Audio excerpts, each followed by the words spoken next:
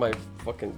You know, I've said the intro a lot the past several episodes. I've probably said Welcome Bingo Bongo every episode. Why don't you say it this time? Hello, everybody. Welcome to Bingo Bongo Podcast, episode 7. Let me get closer to the microphone. Fuck me. You're gonna fuck my framing up. I'm Bingo. I just ripped a cord. You did? What cord did you rip? Nothing. It didn't rip. I thought it did, but it was just the thing that unplugged. I'm Bongo. And welcome to episode 7 of the Bingo Bongo podcast. Podcast. We're so glad to have you in the podcast. Hey. Welcome. Hello. And hello to you back there. Can you see us? What the hell are you doing back Can you there? hear us? Can you hear us back there? I hope that you're enjoying the view. The fuck? We've got We got the cam. We've got cam today. The I feel like cam would be right here, looking just at the cam. Just not at the us. cam. That's Yeah. next time. Or it'll be zoomed in all the way onto the picture in focus. That's funny. We'll do that some other time. Yeah. Anyways, we're here. We're back at it again. We actually just finished up editing episode 6. We're late. We are late. You know, we should... It's too late. We'll have to publish it after. Yeah. Sorry, What's funny we missed is today. Yeah. What's funny is yesterday is the day we were supposed to have it out. Today we were supposed to have it out. That's right. We're supposed to have it out today at noon. It's today at midnight. So Yeah, we're so only 12 we're- hours late. Yeah. So what's funny about that is we were like, you know what? We'll get all the we'll get all the editing done tomorrow. Last night Yeah. we did no editing. We didn't last do night. any editing last night. I had to go do something. He had an emergency to deal with. I had an emergency, and then by the time you tell the story. And then I get back to my room just waiting. I was gonna be like, all right, let's get to the editing. Ashton was gone. I disappeared. He left a note. Can I say what the note said? No. No? Okay. He left a note that was really funny, and I looked at it and I was like, you son of a bitch. The note said "gone fishing." Gone fishing. But it was like dark 30. It was like 12:30 at night. He went gone fishing, and I texted him like, hey, when will you be back from fishing? And he said, I don't know, tomorrow. And I was like, all right, I'll see you tomorrow. Yeah. And then I just went to bed. And I got here at like 3. 3:30 today. Dude, Oh, we spent and like then 7 hours editing. Our editing software wasn't working very well. It was all the whole pain in the ass. We had to do some extra footage with the green screen. Yeah, it was some bullshit. My computer it's fucking up. It's getting old. It's fucking up a little bit, the computer. I'm thinking about just getting a new computer. Yeah. It's gonna take a few months for me to save up the money for it, but like I'll just give you a loan. I don't want to get a new loan. I'm kidding. Don't talk about the loan. Sorry. Jesus Christ. I'm joking. I'm gonna go to the cheat sheet real quick. We don't need the cheat sheet. We're having a good flow here. John made a fucking cheat sheet on a plate. Show him the plate. This is John's plate cheat sheet. Bullshit. Okay. We could talk about Orion. So, like about a month or so ago, I went down to Alabama for a wedding, and on the way back, I stopped in Kentucky to visit our number one fan, Orion. Damn, the whole name. Okay. Yeah, he's just doxing my boy out Yeah. here. Maybe What is it? 123 West Street. Yeah, he does. South side near the crackhead. Near the border. Near the border. Near the crackhead's border. Near the crackhead border. It's his butthole. The crack. Yeah, exactly. Yeah. So I went to go visit Orion and Liv, who I've mentioned on the podcast before. Mm-hmm. Orion's like our number one fan. He's probably our only fan. Probably there's no one else but him. Probably Orion is watching this right now and nobody else. Yeah, he also did. He also did the oil challenge. He was the guy with the oil challenge. Oh, Orion started the olive oil challenge, which I think 5 people have done. I did it. It sucked. Bing bong, bong. Yeah, 5 people have done it. Bing bong, bing. When you count me, 9 people have done it. Because I've done it like 4 times. Yeah. It's great. Can we talk about that for just a second? Fine, we can talk about that. What do you want to say? You're crazy. I'm crazy? That's it. Okay, moving on. It's not that bad. Everyone else was overreacting. Yeah. Anyways, I went to go visit Orion. He had a fucking Goldberg. If you've seen episode 1 and 2, Rain is trying to get in. He's trying to get at the tripod. That's so funny. Not the cat. The cat's trying to smack the cam. The cam. He's moving the cam. This is incredible. He's knocking it. He's fucking with the cam through the door. We're gonna get that. Anyways, yeah, the cam's right by the door, so John's cat is messing with it. I guess he's outside of the door, obviously. The son of a bitch. Well, Ryan had a fucking Goldberg. I show up at Ryan's house and he has the same goddamn yo-yo as me. Did he get it because of the podcast? Absolutely, he did. He watched That's the podcast. crazy. He watched episode 1 before I even showed it and looked up Goldberg yo-yo on the internet and bought one. And it ended up being almost exactly the same as the one that I have. No fucking way. Yeah, it was really, truly incredible. He bought the Goldberg. Yeah, he bought the Goldberg. He has a Goldberg. He actually offered it to me because I broke my Goldberg. And he offered it to me. And I refused because, you know, it's his Goldberg. How many Goldbergs do you think are out there? In the world? Yeah. I mean, probably hundreds, man. Hundreds? That's Maybe, not a lot. Maybe thousands. Thousands of Goldbergs. But his Goldberg, he said it costs like $12. So it's not like it's super rare. So this is what we're going to do. Holy shit. Whoa, that was way too close to the phone. It's not going to hit the phone. I'm kind of a master yoer, by the way. Okay. You haven't yo-yoed in a while. I know. I've been kind of taking a little bit of a break. Bit of a yo break. I will say this. My new toy, actually, of the century is Fuck off. That's the new thing he's doing. That's the new thing Ashton's doing. This harmonica. This one's too loud to do all the time. This one's not so loud, so I can just do it wherever. You know? Yeah. Okay, back to the podcast. I'll put this away. What I was going to say was... Isn't it incredible that Orion got a fucking Goldberg? Anyways. What I was going to say is we need to find everyone who owns a Goldberg. Get him in the club. And start like a fight club. Put him on the podcast. A Goldberg fight club? Who do you think would win? Probably the biggest guy. We need to get we need to get everyone who has a Goldberg on the podcast. You think Goldberg owns a Goldberg? Oh shit. Because he would probably win. How old is Goldberg? Let's see. The yo-yos are like 15 years old probably, or 20 years old. He was probably 30 at the time. He's at least 50 or 60. He can still beat someone up then. Maybe. I mean, he would beat me up. Look at me. What do I weigh, 10 pounds? Look at me. What if I weigh 300? No. Fuck. Good shit. No, if we go for his kidneys, maybe we can beat Goldberg. Ashton, what have you been listening or watching lately? What have I? Well, have I talked about Grace yet? I don't think I talked about Grace last episode, did I? The Jerry Buckley? Jeff Buckley. Jeff Buckley? I think we have talked about that. I'll mention it again. I don't give a shit. I've been listening to... Yeah, I already mentioned it, but I'll mention it again. I have been listening to Grace a lot lately, actually. Like I said, Lily let me borrow her copy. We're actually gonna talk about it next episode. That's a spoiler. You can't do recommendations now. Well... Cut it out. Cuss words it. Cuss words. Well, we're talking about Grace. Fuck, bro. I don't really give a shit. Okay. It's a really good album. I've been listening to it a lot lately. I'm actually gonna make a CD that has all the songs from the Forza Horizon 4 video game soundtrack. Okay. Because when I was younger, I used to always play that video game, and you just drive around. Forza the car? Yeah, the car game. Okay. You just always drive around in the game with the rock station on and the radio in the game, and it had only like 18 songs on it, but they would shuffle. So I'm gonna make that CD and have all the songs from the video game. Okay, like I'm in the car game. Yeah, That's I'm gonna really make funny. it like I'm in the game. That's interesting. That'll be cool. Let's talk about the new Deftones. Oh shit! Let's talk about the new Deftones. Okay, pull up the picture. All right, this is what the new Deftones cover art looks like. I'm not that impressed by it. It's not out yet, obviously. Of course, comes out August 22nd. But Ashton has a lot to say about I have a lot to say about the new Deftones. Well, I came home. Lily and I came home the other day. We were hanging out or whatever, and we stopped by my place. I open up the YouTube, and this comes up. My mind is a mountain. This is what it looks like with the purple and all the. And I was like, okay, this is I don't know. This looks kind of a little weird. And I play the song, and it sounds fine. It doesn't sound crazy. It's whatever.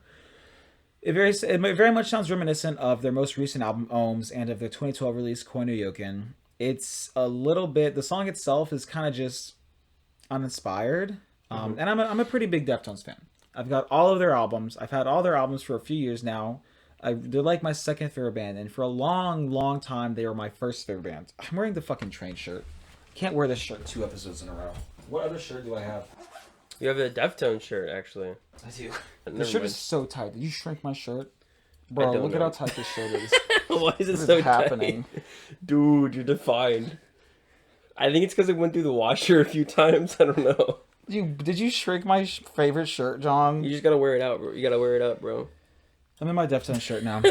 No, this is the shirt. I remember years ago when I first met you. that shirt. This is one of 3 shirts that I brought to the place that we met. Yeah, and you said from then you said this shirt was really tight on you. That was like the first day I met you. You said this shirt's kind of tight. It's on like 5% tighter now though than it was then. Maybe I'm bigger.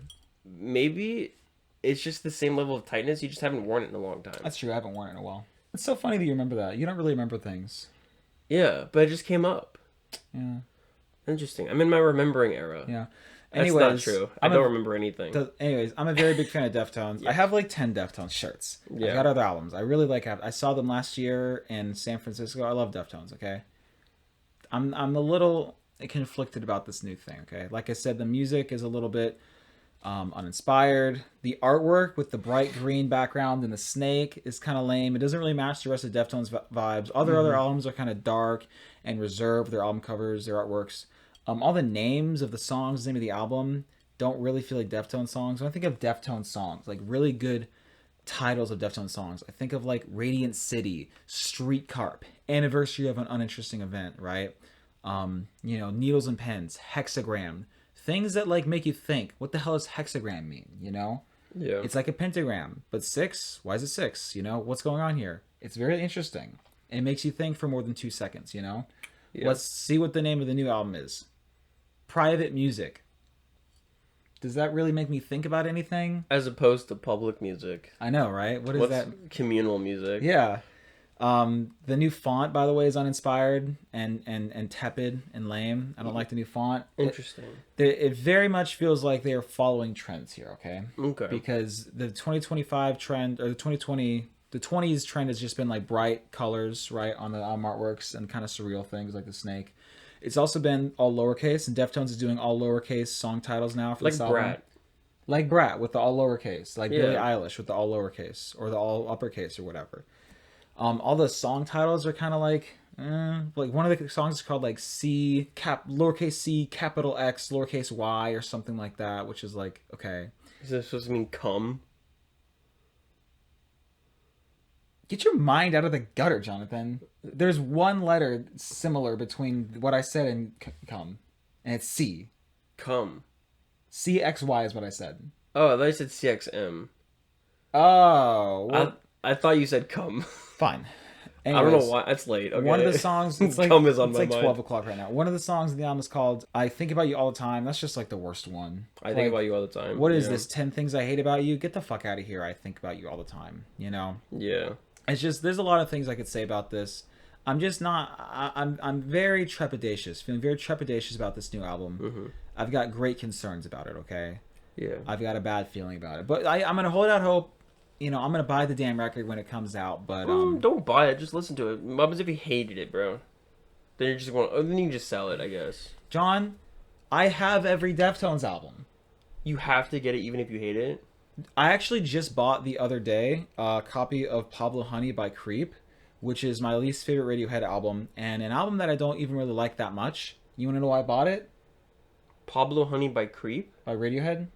Oh, you said Pablo Honey by Creep. Pablo Honey by Radiohead. Oh. You want to know why I bought the album, John? Probably because you have them all? Because I have every other Radiohead album, and I want to be able to say that I own every Radiohead album, which I do. I do own every Radiohead album. Okay, now. Interesting.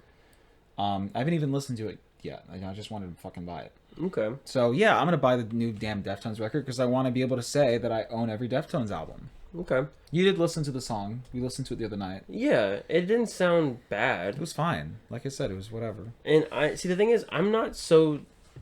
I don't love Deftones to the point where like I'm thinking about every choice, like the album cover and the font.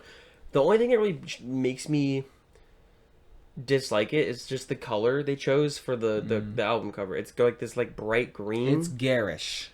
It's like bright green. They should have went with something that's more on brand, like the white snake with like a black background. Probably be more interesting. Black is a little overdone, but they could have done a more drowned out color. Think of Saturday Night Wrist, the one with the chick doing this on the cover. I don't know. Well, anyways, they used dark green for that cover. They could have done a darker, more toned down color, right? Mm-hmm. They do a kind of a dark purple for one of the promotional artworks. That looks okay. That looks interesting, yeah.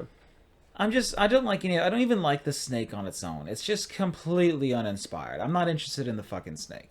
My favorite Deftones album is their self-titled. It's got the skull and the roses. It's screaming life. It's screaming death, and it's very provocative. It's very evocative. It's lots of ivs. You know, I like it a lot. The snake. What is the snake telling me? Nothing. It just looks cool. You know? Devil. The Bible. Devil. The devil from the Bible. Exactly. I'm the devil from the Bible. Around the Fur is my favorite album cover from them. The one with the girl doing like the wide font, kind of like No Bitches font. Not font. It's late. The girl doing like she looks funny looking. Up here. Yeah. It looks interesting. It's funny looking. You know? I think that's their worst album artwork by a large margin. Really? Yeah, absolutely. It's the most memorable one. It's 100% memorable because it's great. It's, you know, I'm glad that they chose that artwork because it is memorable. Is it a good album artwork? No. Interesting. I mean, Adrenaline is probably their second least good artwork, but it's better than Around the Fur in terms of artwork. Around the Fur is a fantastic album, but the artwork isn't like splendid by any means. I like the colors, the soft colors. Yeah. The orange tones and the blue tones and the black tones. But there's so many albums. And the Deftones. Yeah, but there's so many albums that come out, bro. It's almost like who cares? It could be a picture of a guy's fucking asshole, dick, balls, and asshole. They actually Typo Negative did that for one of their album covers. Here's what it looks like. Just kidding.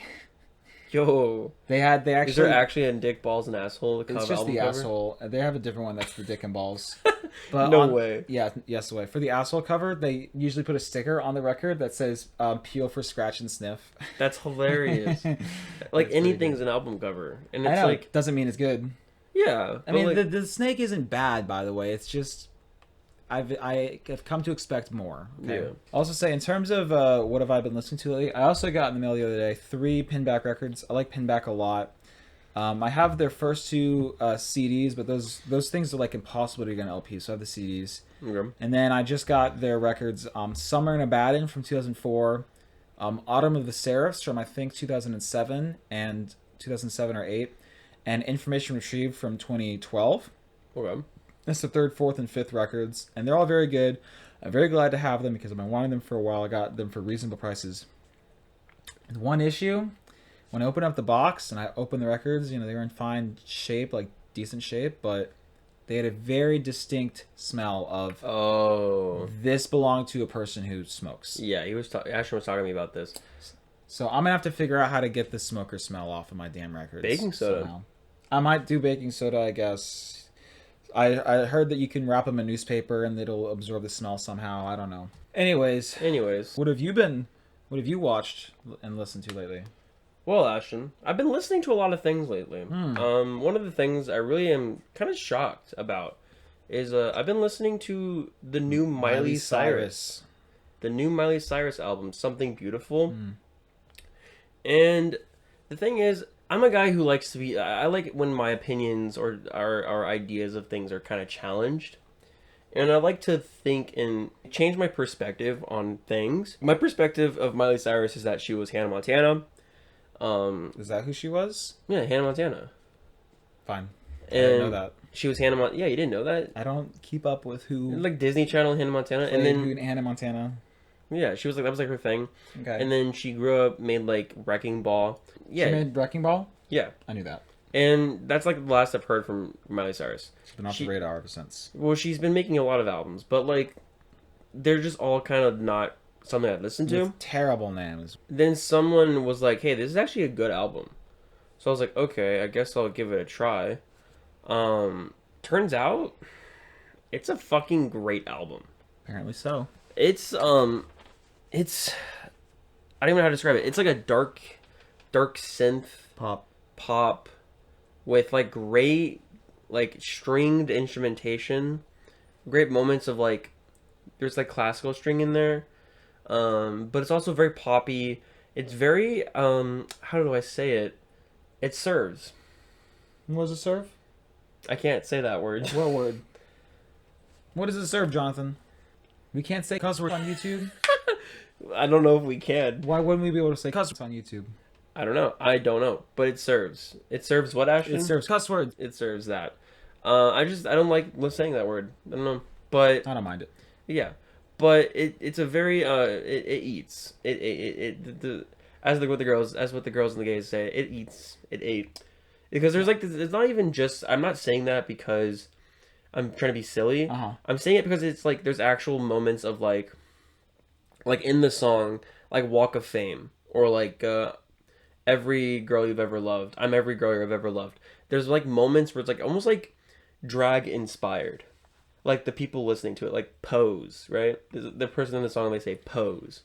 And then it's like, it's just like, it's very, I think it's tailored to the girls and the gays. Taylor Swift. But it still works really well. My favorite song on the album is Pretend You Are God. It's just like the beat and the instrumentation is so good. The rhythm is so like, you just bop your head to it. You just bop your head to it. You sway with it, right? But like you sway with the lyrics to it. And the lyrics, like you sway with the head to it. And the lyrics, almost like it's almost like in the lyrics, or this person is singing. It's almost like in the lyrics, or this person is singing. It's almost like pretend you are so good. But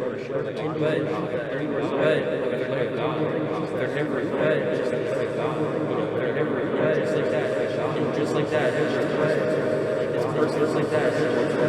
It's person like that. You know, and it's very interesting, right?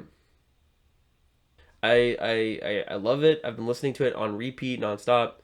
And what's so great is my girlfriend Carter, producer Carter, she loves Miley Cyrus also.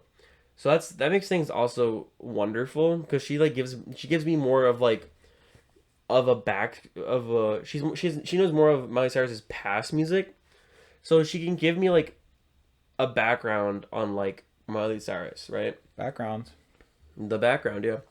So yeah, I have an encyclopedia person for the Miley Cyrus, and so I'm kind of like Miley Cyrus stand right now, you know?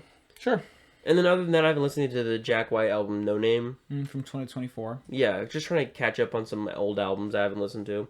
That's fucking great. No Name's a great album. I bought my LP copy of it. When I was on this most recent trip I mentioned, I stopped in Nashville at Third Man Records in Nashville, which is Jack White's record store, and I bought a copy of the record there. Whoa. Then I told you about it. You just forgot. I didn't know he had a record store though. Yep. You may have told me. He has a few record stores. He has Third Man Records are in Nashville, Detroit, and London. That's cool. They also have a recording studio. So the record store is right next to the recording studio. So that means I was actually right next to the building where he recorded that album. That's really cool. Yeah. Anyways, I bought that. I bought some other cool things from Third Man Records. No Name's a great album. Here's a fun fact for you. You probably don't know. I was right around when this happened. Last year, it would have been maybe just about a year ago, actually, now that I think about it, when Jack White released the album. It was on a Friday, and he released it. He did like a grassroots release. So what happened was people who went to Third Man Records stores that specific Friday of that specific day, any purchase you would make, whether it be a sticker or 20 records. Any single purchase you make, you would get a free mystery record with it, right? And that was the mystery record? And you would go home with this record. It didn't have any information. It was completely blank. Didn't say anything. I think the only thing the record said was No Name on both sides. And you would take it home and play the record like, what is this? And you kind of go like, holy shit, this is the new Jack White album. And there wasn't any information about it. It wasn't marketed at all. It just showed up. So like one day I'm just looking on Discogs and I see this thing pop up and I'm like, holy hell. And people, Jack White, like on Twitter, encouraged people to like upload it to YouTube and to play it on the radio and stuff. Like, it was very, very cool. It was very cool. Like kind of, I guess I'd call it a grassroots campaign for the record. That is a very cool. The whole concept of just like this album. It's not. I don't know much about it, but it doesn't have a title. It doesn't have. The title of the album is No Name. Yeah, but it's implying there's no name really. Right, but that's the name of the album. Yeah. But like Led Zeppelin's fourth album, it's either Led Zeppelin 4 or Untitled. You could say it has no title, just like the Beatles' White Album, but then again, the name of the album is The White Album. Okay. The name of the album is No Name. Okay. But I just feel like the marketing, as you said, there really was no real marketing. They're very limited. I'm pretty sure he just released it. Right.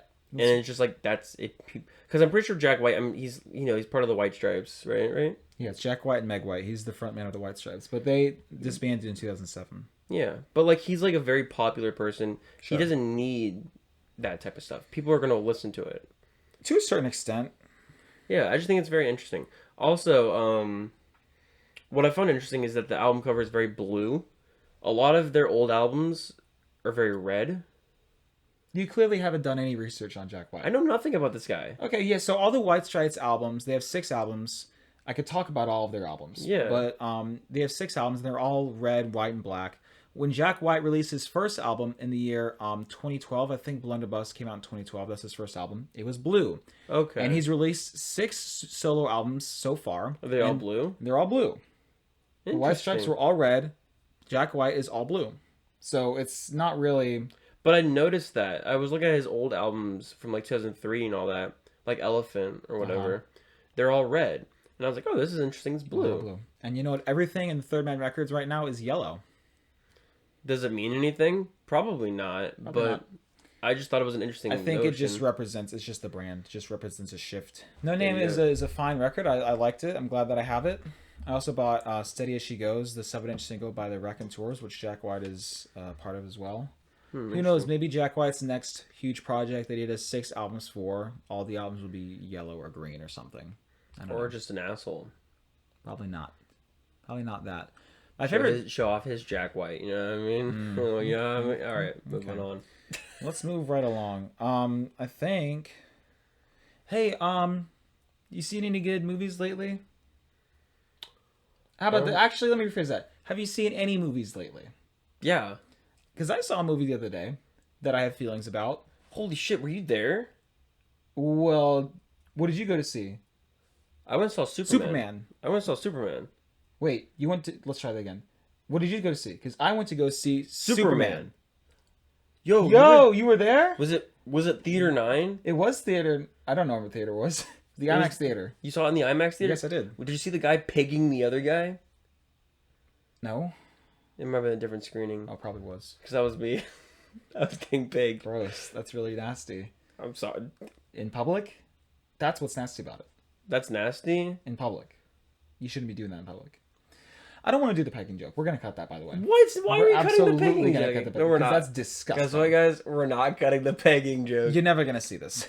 Yeah, we are. Why is that not funny? I don't want to do pegging jokes on the Superman. Do you not like movie. it? I don't think it's funny. Okay, I'm sorry. We'll see though. We'll screen it. We'll do a test screening. Yeah, all right. Yeah. Eating noodles as he's talking about the pegging. Can we talk about the fucking Superman movie? Yeah, Superman. John and I went to see Superman on opening day, which is Friday, July 11th. Yes. Yesterday, actually. Yeah. How do you even want to approach this? Here's the thing. John and I have seen many shows for the movie over the past months when we go see movies. And at some point, we kind of both went, okay, we're going to see this together. Yeah, we made plans We basically have been planning for months to see the movie together. Not because we were like super excited for it, but just because, we knew it was going to be a big movie. And we wanted to talk about it. Yeah. So I went into this movie with reasonable expectations. The trailers looked pretty good. I'm not like a big Superman fan by any means, but I expected it to be reasonably good in terms of like Superman DC movies go, Yeah. And most DC movies, I'm going to be honest, are not good. No. But James Gunn, he's been trying this, he's been kind of doing the forefront. He did the Suicide Squad. The Suicide Squad. It's around here somewhere. Yeah, it's right here. He did this a few years ago, 2022, I believe. Yeah. This one was pretty good. Yeah. Okay. He that might be the only other DC movie he's done so far. I don't know. But he's kind of like they're pretty much giving him the main. So he's helm. actually the co-CEO of the DCU. Now? Yes. He was already, but apparently this one fucking guy is just the co-CEO of the entire DC extended universe. How long has he been the CEO? Ever since the Suicide Squad? I don't know. Maybe, I don't know. I have no idea, actually. Probably not that long. Yeah. But they've just basically entrusted him with the whole thing. Yeah. Isn't that crazy? Yeah, and the thing is, James Gunn, he's a fascinating director. He knows he knows how to, he kind of knows what to do. He knows how to make it fun. He knows how to make it, heartfelt. He knows what he's doing. He can make a good popcorn movie and just have it be slightly better than a normal popcorn movie in terms of action superhero movies, right? Sure. He's mostly done superhero movies. He really has a very limited film repertoire. Yeah. He's done 6 or 7 superhero movies, and I don't know, maybe Half of them three are or four other movies. half of them are Guardians of the Galaxy movies. That is so, yes. And then there's Superman, there's the Suicide Squad, and there's Super from 2010 starring Rainn Wilson, and maybe one other thing I can't recall. Let's talk about the movie. We're gonna spoil the movie, but Spoilers. we're not gonna spoil it yet. We'll let you know when we do. Okay. Actually, we're gonna spoil it now. Yeah, let's do spoilers. From the So, the Superman movie. By the way, I'm just gonna say I liked the movie. I liked it a lot. John liked it a little bit less than me. yeah. When I first got out of the theater, I would say I disliked it, and that really rubbed Ashton the wrong way. I got a little too heated about He got this. heated. But like I said earlier, I like challenging perspective. And the more I think about it, it's not a bad movie. It's not a bad movie. It's not great. I still think it's not a great movie. I think it is. I think it's okay. I had the same opinion when I first saw the Suicide Squad, and as you can see, I own the Suicide Squad. So I like it. I'll watch it again in the future. Probably the same thing may happen with the Superman movie. I might buy it on Blu-ray. Maybe 4K, because I like 4K better. Be a good 4K movie to get. Would be a good 4K movie. Here's what I'm gonna say. What were you saying? Oh yeah, I'm gonna revise my original statement. I made a statement yesterday. I'm gonna revise it. I think that Superman 2025 is perhaps, or has the potential to be, the greatest comic book movie of all time. Okay. Because yesterday I made a very quick judgment opinion, and I said that it is quite possibly the greatest superhero movie of all time. I'm going to change that. I'm going to say it's quite possibly the greatest comic book movie of all time. Okay. Because it is just a very good rendition of it feels very much like a comic book movie. Okay. So The Dark Knight, I wouldn't consider that a comic book movie, right? It is very much a gritty, realistic movie. It's great in its own right. It's not a comic book movie. Okay. It's very different. This is a comic book movie. I think The Suicide Squad probably is also a comic book movie. So we're not saying it's based on a comic book. We're saying the characteristics of comic books. Yes. Okay. Sure. Yeah. That's my statement. I do agree. I can agree to that to a extent. The Spider-Verse movies do exist though. They're probably better comic book movies. I like those a lot. Okay, well, I'll say that Superman is most definitely one of the greatest comic book movies made so far. Yeah. In terms of it feeling like a comic book story, right?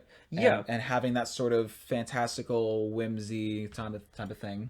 Yeah, that's just, I feel like Superman though, kind of like that very like colorful whimsy. Did you see Man of Steel from 2013? Yeah, but that's Zack Snyder. Right, and it was hot garbage. I didn't. Yeah, It I don't wasn't like a comic. Zack Snyder. It wasn't a comic book movie. It was like if somebody. Try to make Dark Knight. It was like if somebody ate a Superman comic book and then crapped it, and you pulled it out of the toilet and turned that into a movie. Yeah, and shot it on film. Yeah. Anyways, what were we talking about? Superman. Superman. I have a lot to say about the movie. I do too. So I'm just gonna. We'll start. And we can go back and forth. Yeah. So here's what I have to say about the Superman movie. Okay. Above all else, I think the strongest part of this movie is the themes.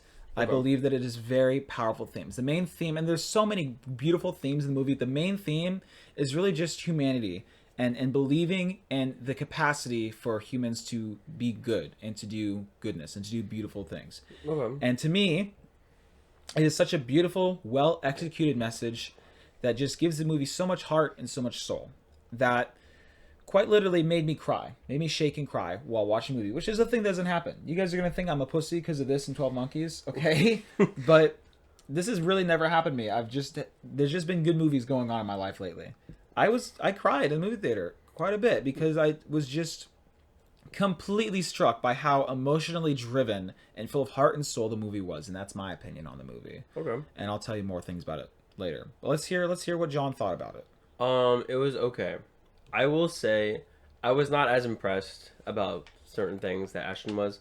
For me, it's a bit more nuanced how I feel, but it's going more towards the positive. One thing I do like about the film is the character Superman. I liked him. I liked the fact that, as you said, this guy, he's just this how do I say it? Unbounded amounts of good. You know what I mean? And optimism. He has a lot of optimism. He's a little naive, but he has so much capacity he just believes so much in the goodness of humanity. Yeah, and there's a scene where he's like in the beginning of the movie, he stops a war from happening in between conflicts of two fictional countries. Yeah. Baravia and Jabahara. Whatever. I think maybe Jabahor. Maybe. We're gonna not pronounce it correctly. Yeah. So But we're gonna call it Jabahor. yeah, sure.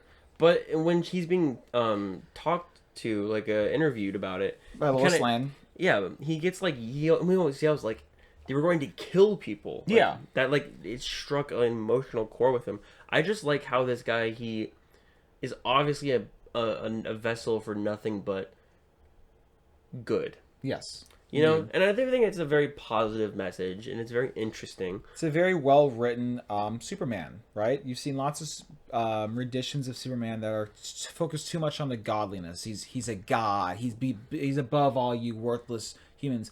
This Clark Kent is very much a very human character, maybe the most human character to have ever been, not on the silver screen, but like one of the most human superhero movie characters, right? I guess, yeah. Like Peter Parker's another very human superhero character, but this Superman, this Clark Kent, feels very human. Yeah. He's emotional. He makes mistakes. He's a very human character, and I really love that about him because it says a lot about humanity and what it means to be a human being. It's very interesting, despite the fact that he is an alien. Yeah, despite the fact that he isn't a real human, he is one of the most human characters. He's probably the most human without being a human. Yeah, and it's interesting. This Superman is just everything I've wanted to see. And not only a Superman character movie, but just a comic book movie. Because, and just movies in general. For example, I brought this up a couple times in the Minecraft movie. And this is just a recent example. The evil woman, her character is that the evil pig stopped her from being creative. So now she wants to kill all creativity, right? Okay. And it's a children's movie. So you would expect that at the end, they would give her some little, hey, come join us and we'll help you be creative or some bullshit, right? Yeah. So that would be a pretty good message, right? No, everybody can get a second chance. Everybody should be able to express themselves, right? That sounds like a good message. What do they do in the Minecraft movie? Spoilers. What do they do? They kill him. They kill the bitch. They kill the bitch. They fry the little piggy. Which is, to me, just so, like, pathetically sad. Yeah. It's not only because it's a children's movie and you should be giving good morals in children's movie, obviously, not bad ones, but I just am hating the cynicism and that is consuming so much of our media right now, okay? Yeah. And I love how unapologetically optimistic this Superman movie is in almost every way. I mean, it's just so powerfully optimistic and it just wants everything. It's just I just love that about it, okay? Yeah. And so anyways, everybody gets a chance, you know? Everybody gets a chance. So I'll describe it in this way. In the second act of the movie, Superman gets imprisoned and it's this very dark part of the movie. You're very upset. I was very upset. I was very concerned about Superman. All the odds were against him. He's in this jail with a Molecule Man or whatever the guy's name was. Yeah. And Molecule Man, by the way, I love that scene when he first gets pulled into the teleporter and you've got Molecule Man sitting there and you've got this big white alien thing there. And it's very surreal and like kind of scary. You're just like, damn, what the hell is going on here? And there's like this guy traveling using the boat. Yeah, it was very. I love how sinister it was and how they don't even fully explain it at first. It's just like there's just some guys here, and you're very worried for Superman. It's like a creepy dude, and it's just like the man, and it's like, what the hell's going on here? Very concerning. So anyway, Superman's in this jail in this little pocket dimension thing with Molecule Man. Molecule Man turns into kryptonite so that Superman can't escape, right? Makes sense. And so how is Superman going to get out of this, right? If this were Zack Snyder film, he'd probably kill Molecule Man. Right? They'd probably kill the fucking Molecule Man or something like that. They'd do some bullshit. What does Superman do to get out of this conundrum? The overwhelming power of goodness saves him. So Lex Luthor brings in, there's like very few deaths in this movie, but one of the few deaths that happens is in this scene. Lex Luthor brings a guy into the pocket dimension that Superman like barely knows. Doesn't even really know this guy. Maybe he's like saved him once, you know what I mean? Like, doesn't even really know this guy. But Lex Luthor knows that Superman met him like once or twice. So he brings this guy into the pocket dimension and shoots him in the head in front of Superman. And it's a very dark, very chilling part of the movie. Okay? Yeah. And the movie very rarely uses death at all for very express purposes. Okay? Part of it is because the movie morally doesn't believe in murder, right? It is very much against murder, the movie. Which is like a no duh, but even like, you know, superheroes, sometimes they kill people, they kill the bad guys sometimes. This movie, not so much. They use this to first of all, express just how evil Lex Luthor is. Just how he is on the complete opposite end of the spectrum from Superman. He is the least human character in the movie, and he is an actual human being instead of Superman, right? So, anyways, he kills the guy, and Molecule Man just kind of starts crying and freaking out a little bit. And the reason, by the way, that he's holding this kryptonite is because Lex Luthor has his son, Molecule Man's son, and he doesn't want his son getting killed, right? Yeah. So he's freaking out because Lex Luthor just killed a fucking guy in front of him. And you realize this monster-looking dude is kind of just a dude. He's not a normal-ass dude. He's just some dude, and he's like, just like you and me, he's just like, oh my god, what the fuck, man? Yeah, what just happened? What the fuck is going on? And Superman is like, hey, I'll help you. Like, I'll go get your son, but you have to help me, you know? Yeah. And so Molecule Man is just some regular dude, but he believes so much in Superman and his capacity to do good that he kind of risks his son's life to help Superman because he believes that he can do good. And so he turns into he manifests like a sun to give Superman energy, right? Which was awesome.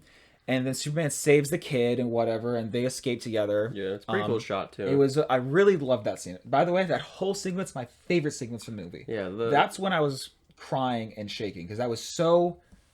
How do I put this? I was on the edge of my seat. I think ass was gripped to the edge of the seat. By the way, I think I kind of screamed when they finally escaped. Yeah, I will say, which was a little obnoxious. We'll talk about that in a second. Which is a little obnoxious, I know, but I was so excited that I couldn't resist. I couldn't hold it back at all. Yeah. I was so completely relieved that they had escaped. I was honed in, you know? Yeah, two things I want to say. Okay. One, I love the shot when it's like a lot of this film has a lot of wide shots, and it is really cool to look at. There's like a panning wide of him like breaking the glass. I think it's in the trailer. Oh yeah, that was cool. It's a pretty cool scene. Yeah. He punches the glass. The other thing is, it was a kind of full crowd, and all I could hear from my right, because Ashton was on the right, was just like, yes, like it just kind of like every like 5 minutes, and then Superman will fart, and Ashton would be like, yes. And I was just like, oh my god, Ashton, please be quiet, because I didn't want to like somebody yell at me, and also like. Yeah, the last thing I always get very embarrassed at movie theaters. Ashton, I don't think cares. Yeah, I don't. But the last thing I want is some guy be like, stop talking, jackass. And then I have to have to be involved. Yeah. Other than that. So anyways, when I'm talking about goodness and villains and coming back, right? Yeah. Molecule Man very easily could have just been some fucking brainless, nameless villain, right? Yeah. And I love how the movie gives him an opportunity to become a hero. At the end of the movie, he joins the Justice Gang, the Justice League. Yeah. But he gets an opportunity to be a hero, and he does. And why does he do it? Because he's a regular dude and he's a good dude, you know. And he gets an opportunity to be good, and I just love that because I feel like in so many movies he would have just been like some nameless guy and he would have just gotten killed. Yeah. Superman would have like lasered him or something, and. It's almost like his character became much more important the further it went along. It's almost like he was like a nobody to somebody.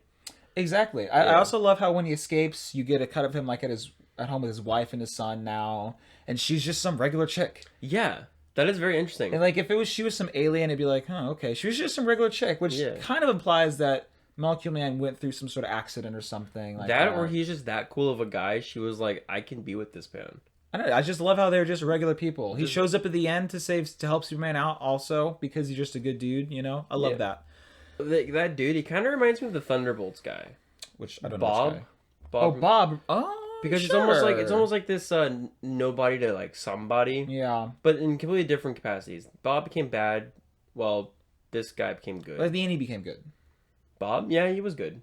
He got his chance also at the end. Yeah, it's like a nobody to actually being a prominent part of the character of the. Yeah, definitely. I think a lot of superhero movies do that. Same with Spider-Verse. That was happening in Spider-Verse. The Across the Spider-Verse with a good superhero movie should be doing things like that. Yeah, should be doing those subverting expectations, I guess. Yeah, definitely. But yeah, back to Superman. Yeah, I also would have loved like he's just. Back to like him just being a positive guy. He just there was one point he's just going around looking for Crypto, the dog. He's looking for the dog. Oh, the dog's pretty good. Yeah, he just kind of like that's all he cares about. It's just trying to like make sure things are alive. There's a lot of animal rights things. Oh, in this most film. definitely.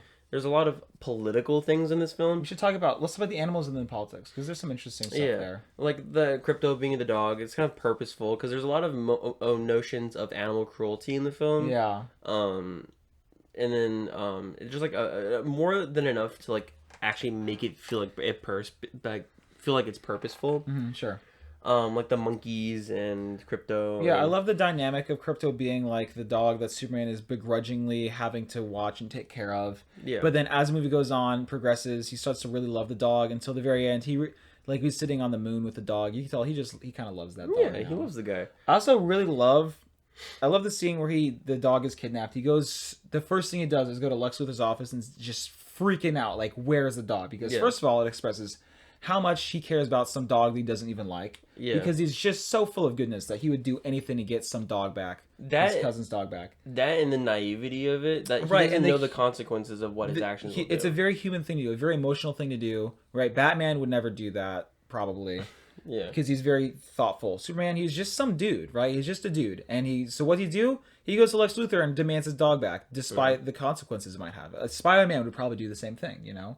Sure. This Clark Kent reminds me a little bit of Spider-Man, by the way, or Peter Parker. Oh, I remember what I was fucking gonna say. Back to what you were saying, this Superman's flawed.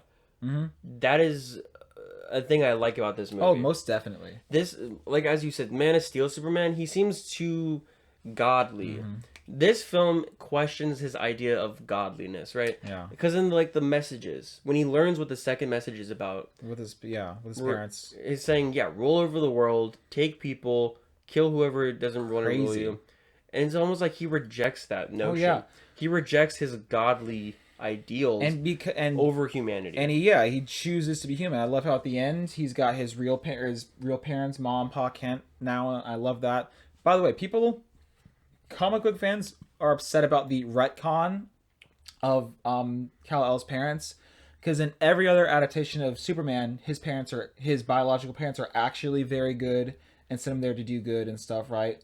And this movie is almost basically certainly the first mainstream adaptation of Superman where his parents are like evil, right? That's never really been a thing before. Not really evil, just like different. You know, it's in one word, evil. Sure. They tell Superman to enslave the planet, dude. Well, not that it's that. It's more like, hey, these people are less. They're kind of like dogs. Yeah, that sounds evil to me. You know, it doesn't fucking matter. The point is, Superman's parents... That does sound fucking evil. Yeah, doesn't it sound evil? Let's not argue about it. It does pretty much. So they're fucking evil. Let's say that they're evil for sake of the argument. And that's never been anything before. So comic book fans are a little upset about it, I guess. Sure, because it's a little bit of a change in thing. Here's the thing. Isn't it great to have a change of pace for once? Yeah. To try something different. Now, if every single thing was different, just name him something else, right? Sure. If everything was different, then name him, Poop Man or something, right? Yeah. You can change one little thing and have it be a little bit different. That's cool. Why the hell not? I like that. I like that they took a risk and that James Gunn, I guess, took a risk and did something different and made... Yeah. I like how he also... Because there's been the evil Superman trope has been very popular lately with characters like Homelander and... what's the guy from Invincible? Omni-Man. There's that movie Brightburn, which wasn't good. By the way, James Gunn did Brightburn. I just remember that. He produced Brightburn. He didn't direct it. Fine. He was involved in Brightburn. Yeah. So the evil Superman trope is very popular lately. Homelander, Omni-Man, like, oh, what if Superman was evil? And it's like, okay. But Brightburn was a couple years. It was quite a few years ago. It was like 2018. Yeah. I mean, The Boys started out in like 2019, Yeah. So I mean, that trend was kind of a couple years ago. Yeah. They're still doing it though. Yeah. So anyways, my point is just that the trend is kind of overplayed and it isn't good in the first place because the point of his character is just supposed to represent how good humanity can be, right? So anyways, I love how the movie subverts that by at first making you think, oh man, Superman might be evil in this one because his parents are blah, blah, blah, blah, blah. But then he kind of just, he's able to move past, I mean, he has this internal conflict about his parents and what that means for his identity and stuff, which is great, by the way. I love how he really does have a character arc, by the way. Okay. A minor character arc. He's not a very dynamic character. He does have a character arc. But at the end, he's changed. And he is pretty much by the end of the movie, his values are different. He overcomes obstacles. He certainly does. I think he mostly overcomes internal obstacles, which is why it's harder to recognize his arc. Yeah. Anyways, his parents. Yeah, I don't think that's such a big deal. We should also talk about the animals, right? Yeah. So at first you told me you didn't like the monkeys. It's still a silly scene, but it makes sense within the themes. Here's what I like about the monkeys. In the little antimatter universe or whatever, Lex Luthor has like 1,000,000 monkeys or 1,000 monkeys typing on typewriters, which first of all is a reference to the old adage of if you had an infinite amount of time and an infinite amount of monkeys typing on typewriters, one of them could write Shakespeare's complete works, which is like an old thought experiment. Yeah. It was just, I think it's reference to that, but also they're all writing hate messages, and I love how that is supposed to represent like humankind. Now, humankind is trapped just feeding negativity into the void. And I said to John, obviously they could have just used bots for this scene, you know, because that's what happens in the real world. We have computer bots that make hate messages and stuff and spread them around the social media. I think it's a lot more powerful to use monkeys. First of all, it illustrates how evil Lex Luthor is because he is torturing animals, literally tortures animals. Mm-hmm. Second of all, it is, to me, I think it's also supposed to be analogous to human beings, right? Primates. I mean, we're monkeys, you know, we're primates, and so it's analogous to human beings because we also are stuck typing things. And third of all, it makes it so much more refreshing and more cathartic when at the end you see the animals escape. Yeah. And to tie back to those things, because you're like, great, Lex Luthor can suck my fat fucking dick. You know, the animals got saved, and also because it means that I think it's supposed to represent how we can also escape from that and can just go run around Metropolis and climb on trees and stuff, right? Yeah. I love the monkeys. I love them a lot. It's also, by the way, another reason why it's a very great comic book movie. Because The Dark Knight would have done bots. Done that. Not The Dark Knight. Let's say Superman, Man of Steel. Sure. The Man of Steel would have done bots and would have been boring.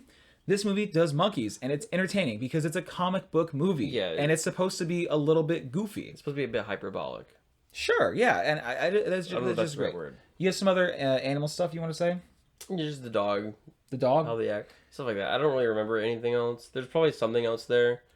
I don't want to talk about the politics of the film. We can talk about the politics. Yeah. So, what do you tell me the politics? I'll tell you this right now, audience. When I watched the movie, I was so absorbed into the world of this film that I didn't really notice the political standpoints because I was just so in there, right? Yeah. And then at the end, John pointed out to me, and I kind of went like, "Oh yeah." Yeah. This film obviously is talking about. There's ideas of real world social or foreign affairs that's happening, and like how we interfere with foreign affairs, stuff like the Israeli-Palestinian stuff. Right. That's and obviously in the movie. It's represented by the Baravians and the Jaranpours. Yeah, and then also immigration. A lot of aliens. Yeah, Superman is an actual alien. Feeling foreigners having foreign people being.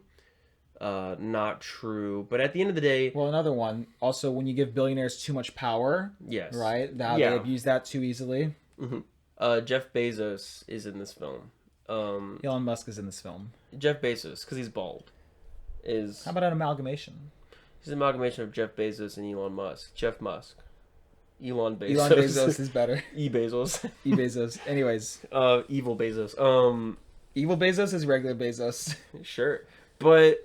Yeah, but I was just, the more I think about it, the more I'm like, the themes of the film, even though I do think, I will stand by this thought of taking real, serious, real world issues and kind of putting them into a superhero movie is a little weird. I think it's a little, like this film is trying to be popcorn. It's trying to be a film that is entertaining, but they're kind of utilizing serious real-world topics. Well, I think it's trying to be more than just a blockbuster, too. It really does have serious themes, and it is themes that it's trying to teach the audience things, trying to tell the audience basically how they should live their lives in certain ways.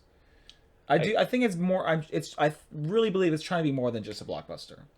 Okay, yeah, it's trying to have more. It's trying to have more messages. I agree with that. And heart, but I do think that these topics deserve more serious discussion about them. That being said, what the film is trying to say is still good, right? Positive message. There's still really good positive messages to take away, like how even though Superman is different, is foreign, he's still no different and no less a human. And he deserves his rights. Which he didn't get. His rights. Like, there's a scene where he just gets arrested and they didn't say his Miranda rights. They shove his head in the concrete, like, yeah, which is very much reminiscent of the type of ways that they treat Yeah, like police brutality type immigrants things and stuff like stuff. that. Yeah.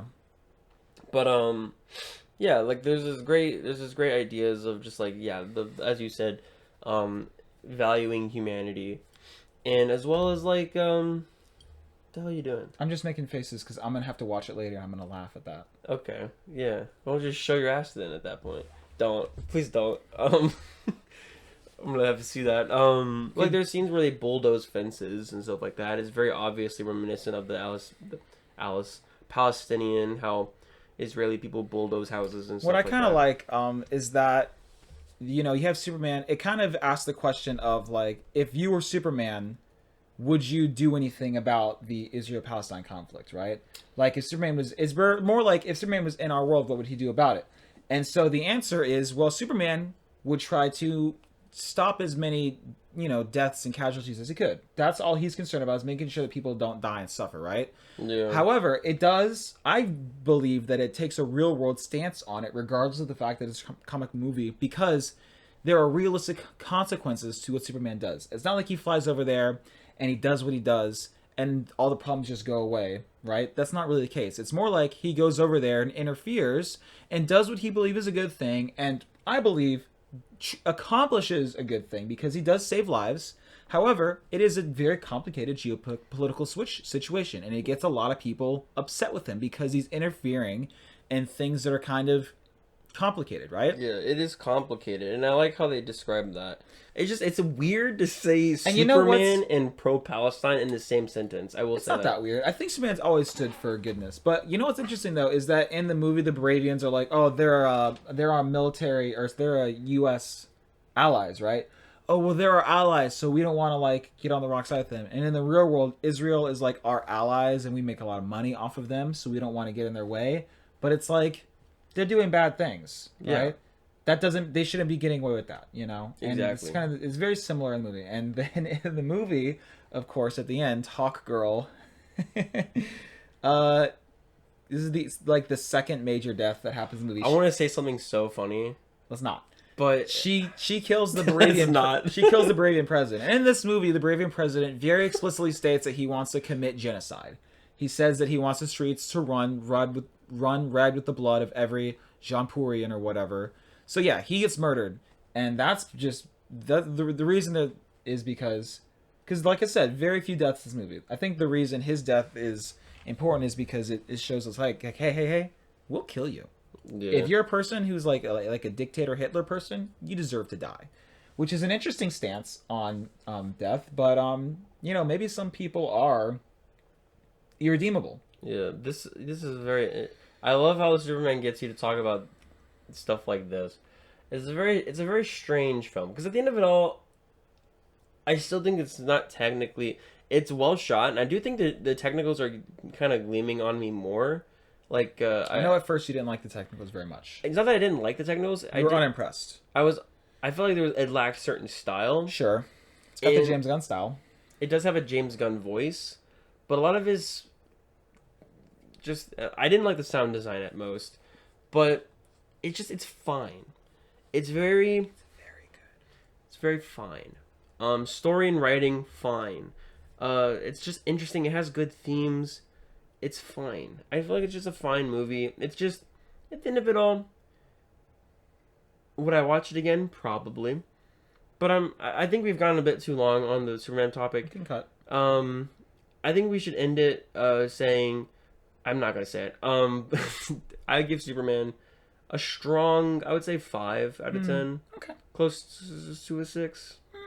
I bet one day I'll get him to a 6, probably. Maybe. I mean, Suicide Squad started at like a 5. I'll probably get him to a 6. The Suicide Squad, with James Gunn, it's like 6 now. I'm giving Superman a 10. I've been getting a lot of 10s lately, but I'll tell you this, it deserves a fucking 10. I want more movies like this, okay? I don't want more bullshit movies. I don't want more Shazam and Aquaman. No. Shazam the first one I heard was okay.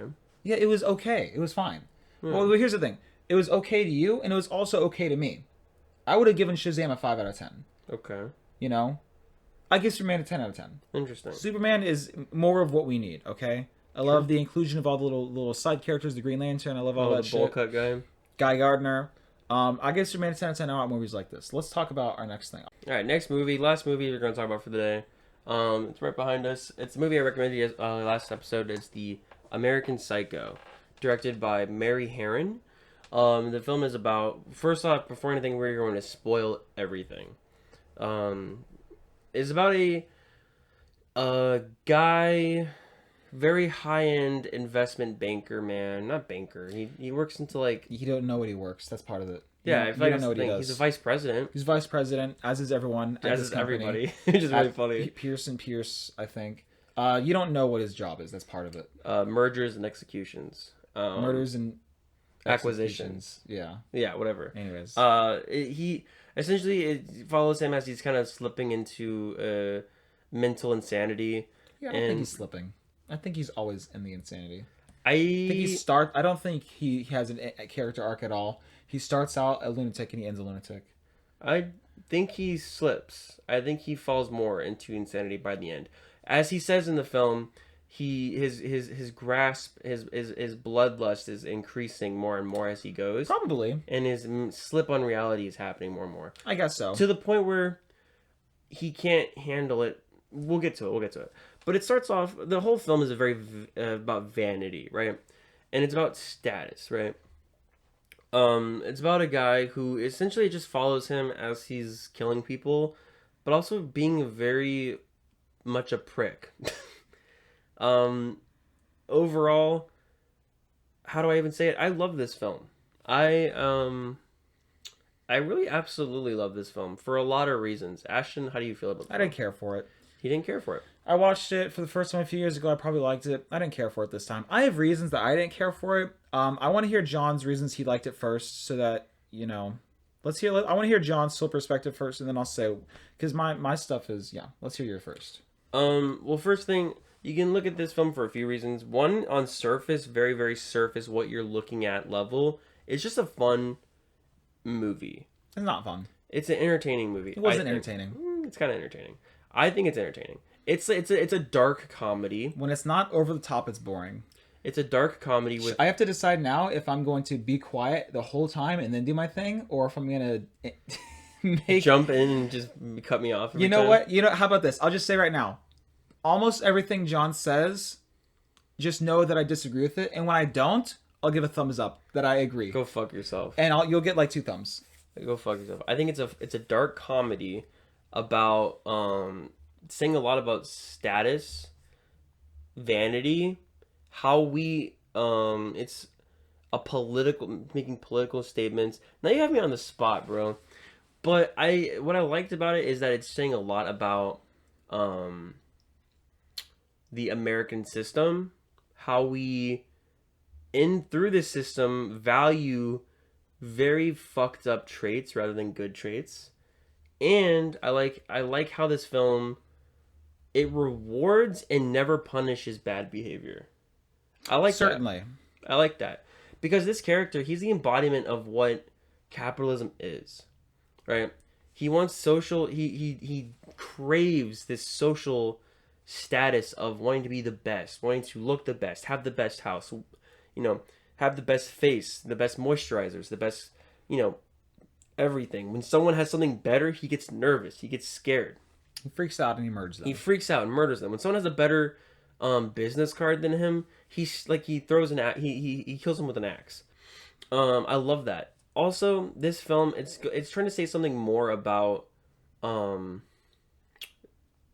the character itself, right? Not only is this film a great character study about a very interesting fucked up individual, this character also embodies, as I said earlier, capitalism as a whole. So with that, I'm kind of going all over the place, but with that, I love that sometimes Patrick Bateman's character, he gets mistaken a lot, almost as if he doesn't have an identity. Well, I'll say that happens. Like everyone's mistaking each other. I think definitely he doesn't have an identity, but also many characters mistake other characters, and I think it's supposed to be also representative of how everybody's so focused on themselves they don't give a shit about anyone else. Yeah, because it's not just him. The one guy mistakes someone else for Paul Allen. They mistake the lawyer. Like, nobody knows who anybody is. Yeah, I think it says a lot about how he can hide in this crowd because of that. Yes, definitely. And he can definitely, like all of them, as you said, they care about each other themselves. Mm-hmm. But also they care about their status so much, that they all end up being kind of the same, right? Definitely. And with this guy Patrick Bateman, he notices the trends at the very beginning. I love this line. It's a very well written film, I think. And there's a scene where he goes. It's at the beginning where he's peeling his face off. He goes, "You may shake my hand, you may look at my eyes, but simply I am not there." But, And essentially, I feel like that is implying everything he's doing. He doesn't care about what he's doing. He cares about what it makes him look like in the perspective of others, right? Like his music tastes, like, his political stances, like all of these things that he talks about in these films. It's not that he cares about these things. It's about he wants to make other people think he's interesting, right? All he listens to is popular 90s and 80s music. He doesn't Whitney listen to Houston. 90s music. This movie is set in the late 80s. There's no 90s music. Whatever. He listens to Whitney Houston, Huey Lewis and the Fuckers, like all The News. what's that one guy? Phil Collins from Genesis. Phil Collins. That yeah, whatever the fuck song is. I think it's worth noting that these are all. I mean, at least for me, this is all soulless music, right? Phil Collins, I hate Phil Collins. Music, soulless. Whitney Houston, I don't like Whitney Houston. Hugh Lewis, this is all pop music. This is all substanceless, boring fucking pop music, right? It's kind of interesting that Patrick Bateman's choice of music is stuff that I would consider to be like soulless and derivative and lame and boring. Yeah, it's very interesting, and I think that the people who made it had an understanding that this type of music was popular, but as you said, soulless. Almost as if he can't read what real music is. He just knows what was the trends, right? I mean, people like Whitney Houston. I don't.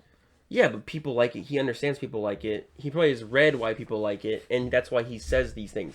There's a great scene where he's talking about Huey Lewis in the News. He's giving a little spiel about why, their breakout album was doing this, this, and this. Feels very much like he memorized it. Yeah, he memorized it. And then when he's talking to the detective later, he knows that if he talks about Huey Lewis in the News, he will probably be caught with them. And he just says, no, I don't like their music. Well, I disagree with that. I don't think he wouldn't get caught. It's just like the detective mentions he likes Huey Lewis in the News, and Patrick Bateman gets very paranoid that the detective might be onto them. There's no... Yeah, he gets paranoid, but he also says, they're too black for me.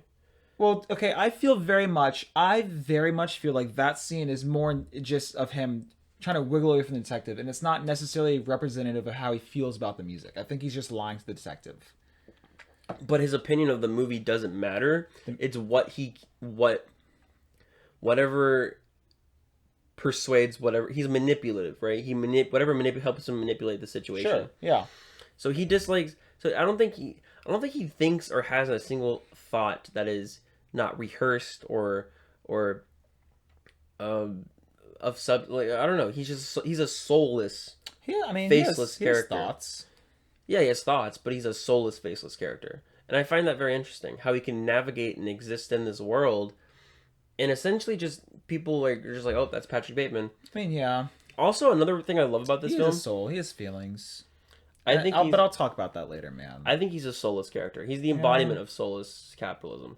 But I think that essentially, what I love about this film, also another interesting thing I love about this film, is that when he cares so desperately about what people think, but there's a lot of people who think he's a dork in this film. Oh yeah, everybody is constantly saying, "Oh, Patrick Bateman, he's a loser. He's a dork," and it's almost like he's realizing by the end. He's realizing at least, once he has an understanding of like where his mental state is, like maybe he never realizes it, but he's not fooling everybody.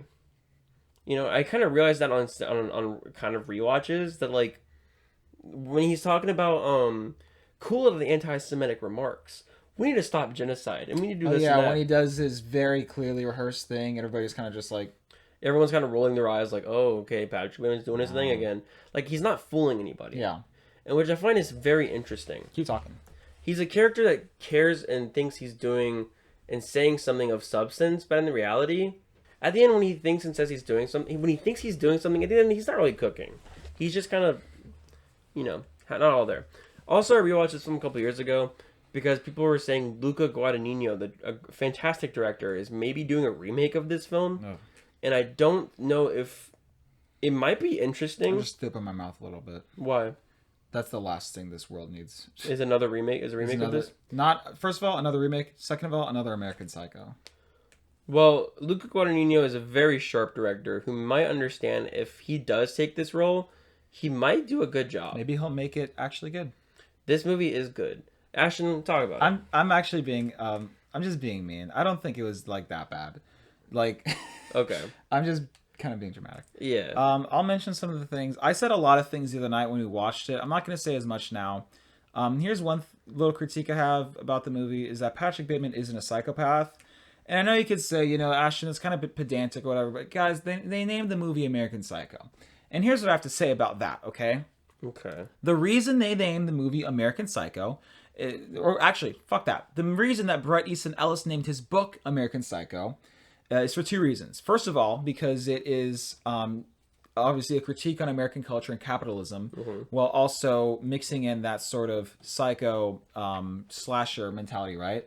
But second of all, it's the same reason that the character is named Patrick Bateman, because it's a reference to the Hitchcock film Psycho, where the main character is called Norman Bateman. And they want you to make that connection in their brain because they want you to buy the book and watch the movie. I mean, at least that's my way of looking at it. Because his name could have been, Doug Fuckass. And the name of the movie could have been like American Lunatic. And what would be different about the movie? Let's think about this for a second. What would have been different about the movie itself? Doug Fuckman? If his name was Doug Pullman. Doug Pullman? Nothing would have been different. You know what would have been different? It would have made less money. That's all that it would have done. It absolutely would have made less money. When did American Psycho come out? The year 2000. He wrote the book in 2000? The book came out in the early 90s. 93, I think. 93? Psycho was in the 60s, bro. Yes. People still fucking know about the movie. I know about the movie. What are you trying to say? I don't think the movie Psycho is as much of a seller as you think it is.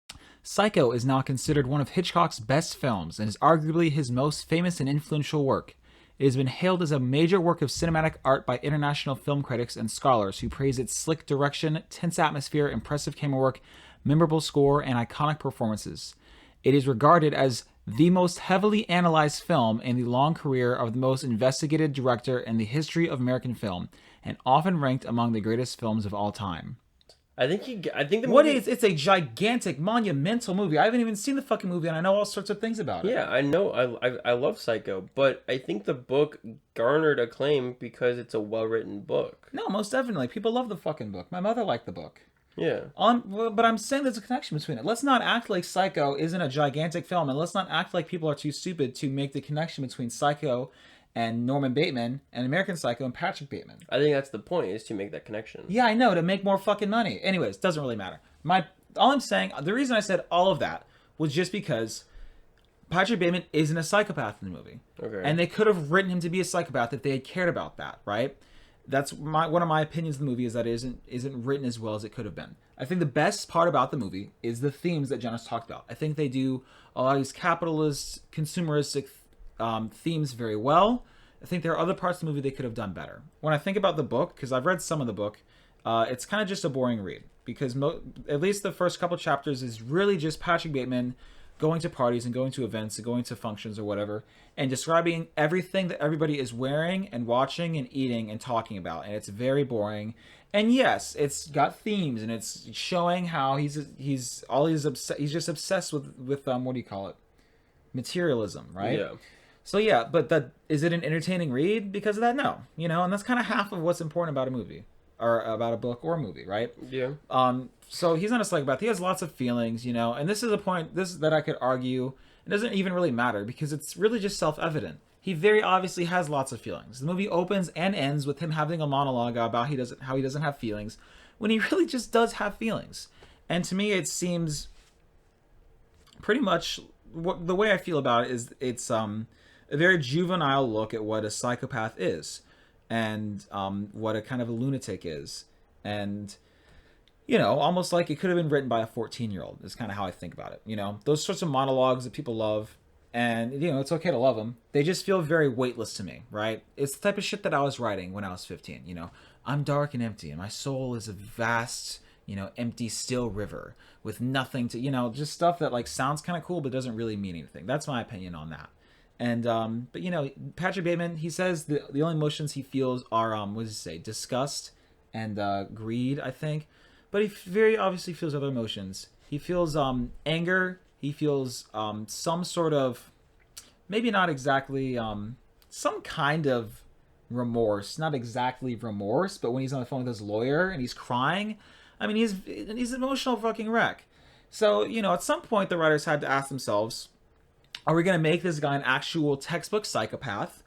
Or are we going to make him, something else? Some sort of lunatic who has feelings and stuff, right? But is just crazy in the head. And they really had to choose one of those two paths. And instead, they kind of chose to do both. And for me, that doesn't really work. Because you can't be a psychopath and have feelings. And that's what Patrick Bateman is. Right? That's like my biggest critique for the movie. Does it matter that much? I guess not. But the name of the movie is fucking American Psycho. You could have made him a psycho. Yeah. If you look at it from that very... I don't want to say strange, but like if you look at it from that one perspective, I guess... Narrow perspective? It's not narrow. But it's like that one perspective that you have. Like... But I don't think they were trying to make a textbook psychopath. I know they weren't. They didn't put... Yeah, obviously they didn't. But I don't think that's the point of I don't think that was the point of the book or the film, was to do that. I think the point of the book and the film... They name it something else. But I think what's the first word? American. Yep. And that's the thing. I think it's trying to take this idea... I don't even think the movie Psycho makes a textbook psychopath. That's fine. I'm not talking about that movie. But like they're trying to obviously utilize the slasher element that's classical Psycho and put a politically charged element into that thing. That's why I think American Psycho, the title itself, is a pretty good title. Could have been American Lunatic. I think American Psycho is more striking. Absolutely. It's going to make more fucking money if you call it American Psycho. Yeah. But not even that. I'm not even thinking about it from a money perspective. I'm just thinking about it from like a... It's all these bastards care about is their fucking money. I don't think so. I think this guy had a lot to say, and I think this... why do you hate that so much? Why do you hate that idea so much? What? Which idea? Just that he wasn't a psycho? I mean, John and Carter and I watched this. Carter, I guess, wasn't... Carter and I felt similar about the movie, but I was just more passionate in it. She had similar things to say about it. She also didn't like the fact that he wasn't a psycho, and she had things to say about that. I think that's probably not too uncommon a critique of the film, is that it simply could have been written better in that particular regard. Okay. I do think this character is a bit of a... he's definitely hypocritical in many ways. Sure. But I don't think the main goal is the fact that he doesn't have emotions. It's a very strange... But they say that, man. They say that at the beginning, that he's an empty void and he doesn't feel anything. And he very obviously does. I mean, the movie doesn't know what it's talking about. I know he says, I'm simply not there. He says something along those lines. I remember it very specifically. All he says... He does say, all I feel is really greed and disgust. Yeah, he says stuff like that. And it just isn't true. But what I take away from that, I'm simply not there... line is the fact that he is faceless. That's why that's the whole peeling the face. Like he doesn't have an identity. That's kind of what I take away from that. He is so undistinguishable from these other fuck asses that are just the same. Also, he doesn't have a soul in the regards of, he doesn't have sympathy or empathy for other people. You know? He has some amount of sympathy. Like when he invites his secretary over and he's about to shoot her in the head with a nail gun, and then you hear the message from his girlfriend saying whatever, and he hesitates and he stops. And he's talking to Jean, the secretary, and he tells her, like, you should go, because I'm only going to hurt you. And she thinks that he's saying, like, I'm going to hurt you emotionally or whatever. But in his mind, he's like, you should go because I'm going to, like, kill you. Yeah. And, I mean, like, here's the thing. Like, a real, genuine psychopath, lunatic freak who didn't have any sort of sympathy wouldn't give a shit and would just shoot her in the head because he doesn't feel anything and he doesn't give a shit, right? He would have just killed her. But Patrick Bateman clearly has some sort of emotional capacity in his mind, some sort of whatever the hell you want to call it. Maybe it isn't exactly grief or remorse or whatever, but he's got something there that held him back from murdering that chick. And I think that's very interesting. I don't think it's a flaw in any way. I think that adds to the film. Discussing why necessarily he did that, because there's also a scene where but you can't say that and then say that he doesn't have any sort of sympathy, because he very clearly does. Yeah, it's something to think about. It's an interesting... But do you see how there's so many layers to this character that is hypocritical? It's not fully there. There's some layers. There's layers, and I think it's very interesting. And I do not think a 14-year-old could have written this film. I do not think that this is a film that was written by. I know. I think that the political commentary parts, for the most part, are very very mature and very well written. I think that most of the little what I said was the psychopath parts, the little monologues. Those very much feel like the sort of things that I would be writing when I was 14, 15, 16. That's just how I feel, because it just feels very baseless and empty, and they're not really saying anything about his character with those monologues. They're kind of just saying very generic, you know, I don't feel anything about. I don't think they're really saying anything, you know. And when it comes, and that's fine, because all they're really trying to express is that this is sort of the hollow capitalistic pig that's like kind of running our country, right? So yeah, it works for the movie, but I don't know. Like I said, I don't hate the fucking movie. I don't hate it, but yeah, I'm being critical of it, you know. And there are things about it that I think could have been done better. Yeah, I also like just how in terms of the funny scenes, they don't the showing off the cards scenes.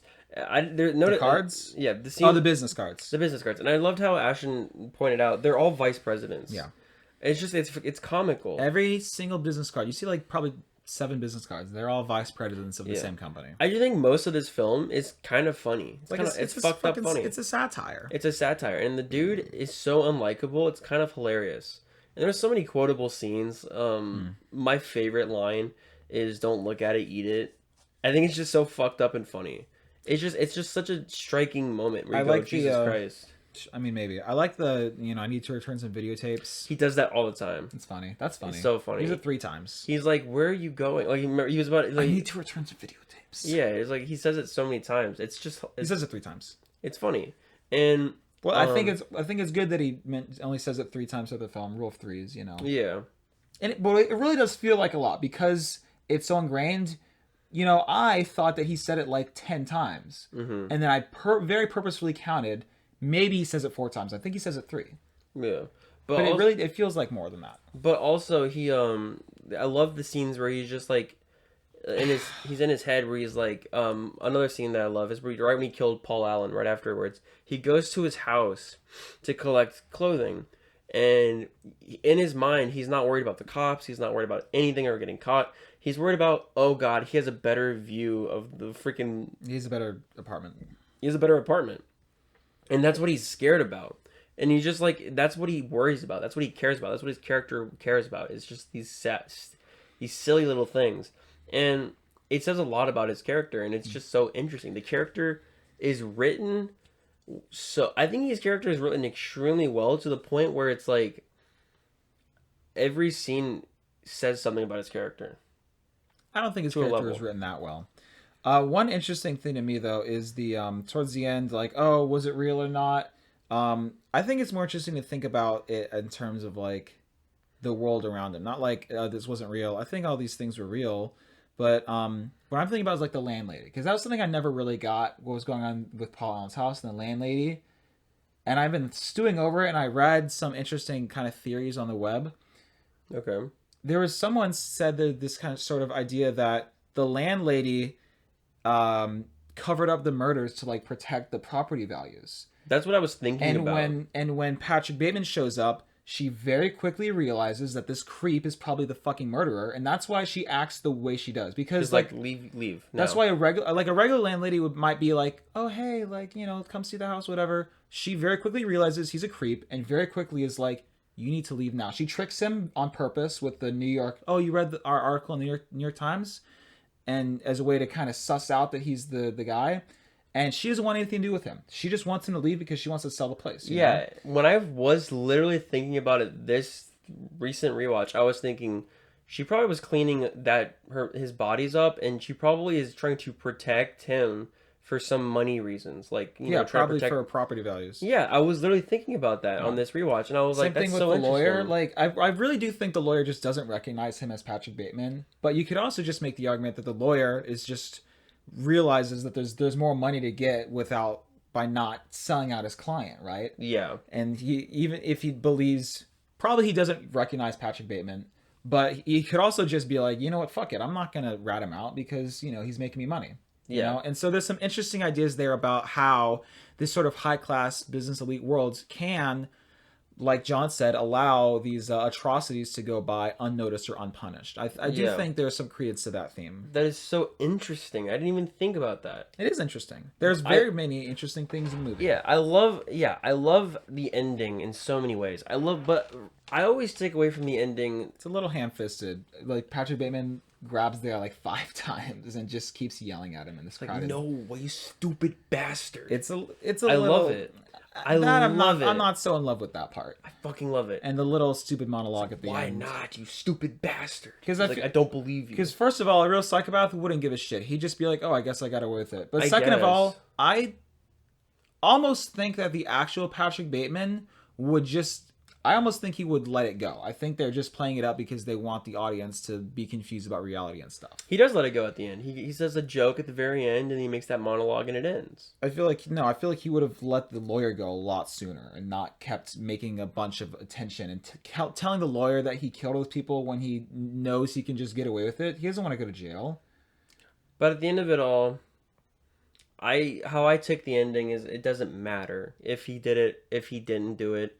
The point is, he's not going to have any repercussions. That's what I always take away from the ending. The ending is, his actions always elude him, as he says.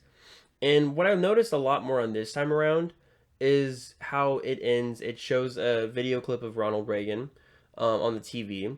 And guys, that was an interesting decision. Yeah, it's very intelligent choice. It's a very meaningful choice. And also, I love that when he's having this monologue at the very end, which is a very powerful monologue, it's not looking at Patrick Bateman. Patrick Bateman is gone. It is something bigger, as I said earlier. It's looking at the other people in the room. It's something bigger. He is an embodiment of others. And he says, I don't care about what I've done. I want it to happen, and I want it to happen more often, essentially. And he says, my punishment eludes me, and there is no meaning to this confession, right? Implying that there is no real arc, no real character. Not character. There's no real arc. There's no real meaning. It doesn't matter. And the real world, that happens all the time. I mean, just a recent one. I don't know if I should bring it up. P. Diddy, like, he just got fucking free. Did he? Did he get away with it? He got away with it. And I'm just like, yeah, punishment eludes yet again. It's fucked up, and it's happened in this world. The Jeffrey Epstein list, they lost it basically because they don't want to reveal that our current president is a pedophile rapist. Exactly. It's like, it's like the world is very much. And obviously, I love that Donald Trump is mentioned several times in this film. Yeah, but it's funny that Patrick Bateman would idolize a man like Trump. But so it's because that's not a political thing. Donald Trump wasn't a political figure in the late 80s. Trump first floated the idea of running for the president in 1987. Asked whether rumors of a presidential candidacy were true, Trump denied being a candidate but said, "I believe that if I did run for president, I'd win." I don't think it means that much. I think they just chose like a C-list celebrity businessman, and it happened to be him. Okay. Doesn't matter though. Doesn't matter. I have this. I think we're done with this conversation. Unless you have more to say. I have one more thing to say. Okay. I have 2 things to say. First of all, I think that the harm that American Psycho has done to the world so far exceeds any good it's possibly done. Okay. And what I mean by what does that mean? Is when I just think that the sort of idolization, people falsely idolize Patrick Bateman because they don't have any real media literacy. You got this sort of Sigma little, Sigma mills. This is so me, whatever sort of stuff, right? People who follow his routines. Right. Is that Mary Herron's fault? No. Is that, Christian Bale's fault? No. But it is an effect of the film, right? And it's something that I wanted to mention, how the film really had more of a negative impact on... Yeah, 14-year-olds, I guess. Yeah, but it's not like it did any good for the world. No, I think it's just like... That's like saying... But that... Like what? I'm trying to give a good example. Like, that's just like saying another film... Give me another film. There's several other films. Pick one. You're putting me on the spot. But it's just like saying a media. It's like at the end of the movies, there's always like this film is a piece of fiction, and it should be all the names and all that, or, But yeah, as you said, it's media literacy. It's lack of knowledge, right? Sure. I don't think it does that much harm. It's a very I don't think it meant to do any harm, but it did. it's a delicate story that's sharp, and it's a thought. It's a movie you have to think about. Sure. But yeah, I do agree that there's a lot of people, younger people, who may not understand fully what the context of the film is. I think older people misunderstand it as well. I think Maybe like alpha males, dumb people, like 15-year-olds who don't know media literacy, will look at the film and idolize Patrick Bateman and be like, yeah, I gotta put all this moisturizer on and do all this makeup and bullshit and all these crunches. I gotta do hundreds of crunches. I gotta do these ice packs to make my face not puffy. Like, that's what they're taking away from the film. But that's not the point of the film. The point of the film is this guy is the worst embodiment of humanity ever. I just had a little comment I wanted to make. I agree with it to a degree. I also wanted to say that I think it's so interesting that we ended up doing both these movies in the same episode, kind of purely coincidentally, because I think they're completely antithetical to each other. Yeah, Superman versus what I mean by Patrick that, Bateman. Yeah, what I mean by that is Superman and that movie itself represents kind of the embodiment of good and the best that humankind could be, whereas American Psycho and Patrick Bateman are the complete opposite, and they represent the worst of humanity and a just completely cynical view of humanity. And when you think about the movies in those contexts,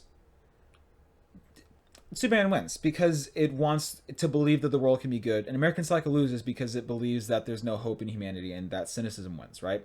And yeah, obviously I'm being hyperbolic and I'm kind of dumbing it down a little bit, but you know, like you could write an essay about the two movies and how they how different they are, and I think that'd be interesting. Polar opposites, they're foils. They very much are foils to each other. Does that mean that one of them is necessarily better than the other? No. Does it mean that one is better in my eyes, in my subjective opinion? Kind of, you know. What do you give American Psycho? I give it a 5 out of 10. I don't think it was bad or good. Okay. I give American Psycho a light 10 out of 10. You know what's Close funny? to a 9. You know what's really funny? American Psycho, I could bump it up to a 6. It's flipped. It's flip-flopped. It's Incredibly exactly flip-flopped. flip-flopped. Because you could probably give Superman a 6. Maybe. In time. Superman, I could give a 9 or a 10. American Psycho, I give Superman a light 10. You give American Psycho a light 10. That's crazy And funny. that and we're not dicking around here. That's exactly how I feel about the movie. Yeah. And I will say, when Ashton finished the film the first time, he looked at me and was like, that movie fucking... Talking about American Psycho. I wanted to be nice, and I couldn't hold myself. He was like, that movie fucking sucked. I was a little... And not that I was rude, but I wasn't very careful. I laughed at the ending monologue. I laughed out loud because I thought it sucked, and I couldn't help but say that movie sucked. And I was having a deep, strong, kind of emotional experience with this film. And then Ashton goes, it sucked. And then it kind of took me back. I was like, whoa. And I went almost into defense mode. Kind of how when you had that with Superman. Yeah, we had the same... I was a lot more violent, though. You were a bit more hostile. When we got out of the Superman movie, Ashton had a crazy emotional experience. I said I wasn't impressed. And he just threw the cup of drink down. It wasn't just that. We're talking about the movie. I asked you to give it a number, and you're like, yeah, I don't know. I said, okay, is it closer to 6 or to 8? And I thought John would give it like a 7, like a mediocre. And John was like, I don't know. It's closer to 6. It's like a 4. And I was like, this was the greatest movie I've seen all year. I'm like, a 4? And I slammed my drink on the ground like a toddler, and I regret doing that. Like a toddler, yeah. Yeah, and I regret doing that because it was dramatic and unnecessary. Yeah. And I wasn't going to mention it, but I guess we have to now. It was unnecessary, but I disagree with that rating. I think it's better than a 4. But that's just kind of how I felt coming out of it. Yeah. But it's just crazy how complete opposites these are. And it's funny. And it's perfect. It's kind of interesting because Superman is a very American film, very American traditional values. And certainly, however, I will say it is the... How do I put this? The most idealized version of the American dream, right? It isn't the American values. It's very much like this is as good as we should strive to be, right? It isn't necessarily emblematic of how things are because it shows corruption and stuff, but it's very much trying to say we can be better and we can be good. Yeah, it's almost like the DC's Captain America, kind of in a way. Superman. A little bit. And then American Psycho is like the exact opposite, where it's like this is the worst. A straight criticism of the American values, and how we perceive it. I most definitely think there's criticism of American values in Superman, especially with Lex Luthor and the way that that's all handled and how we gave all this power to the billionaires. Okay. Oh, we didn't mention with Superman really quickly. Yeah. journalism, the whole message yeah. with like how truth and stuff is portrayed in the media. That's great. We're not going to talk about it, but just believe that that part of the movie is great. Well, did you think that part of the movie was good or great?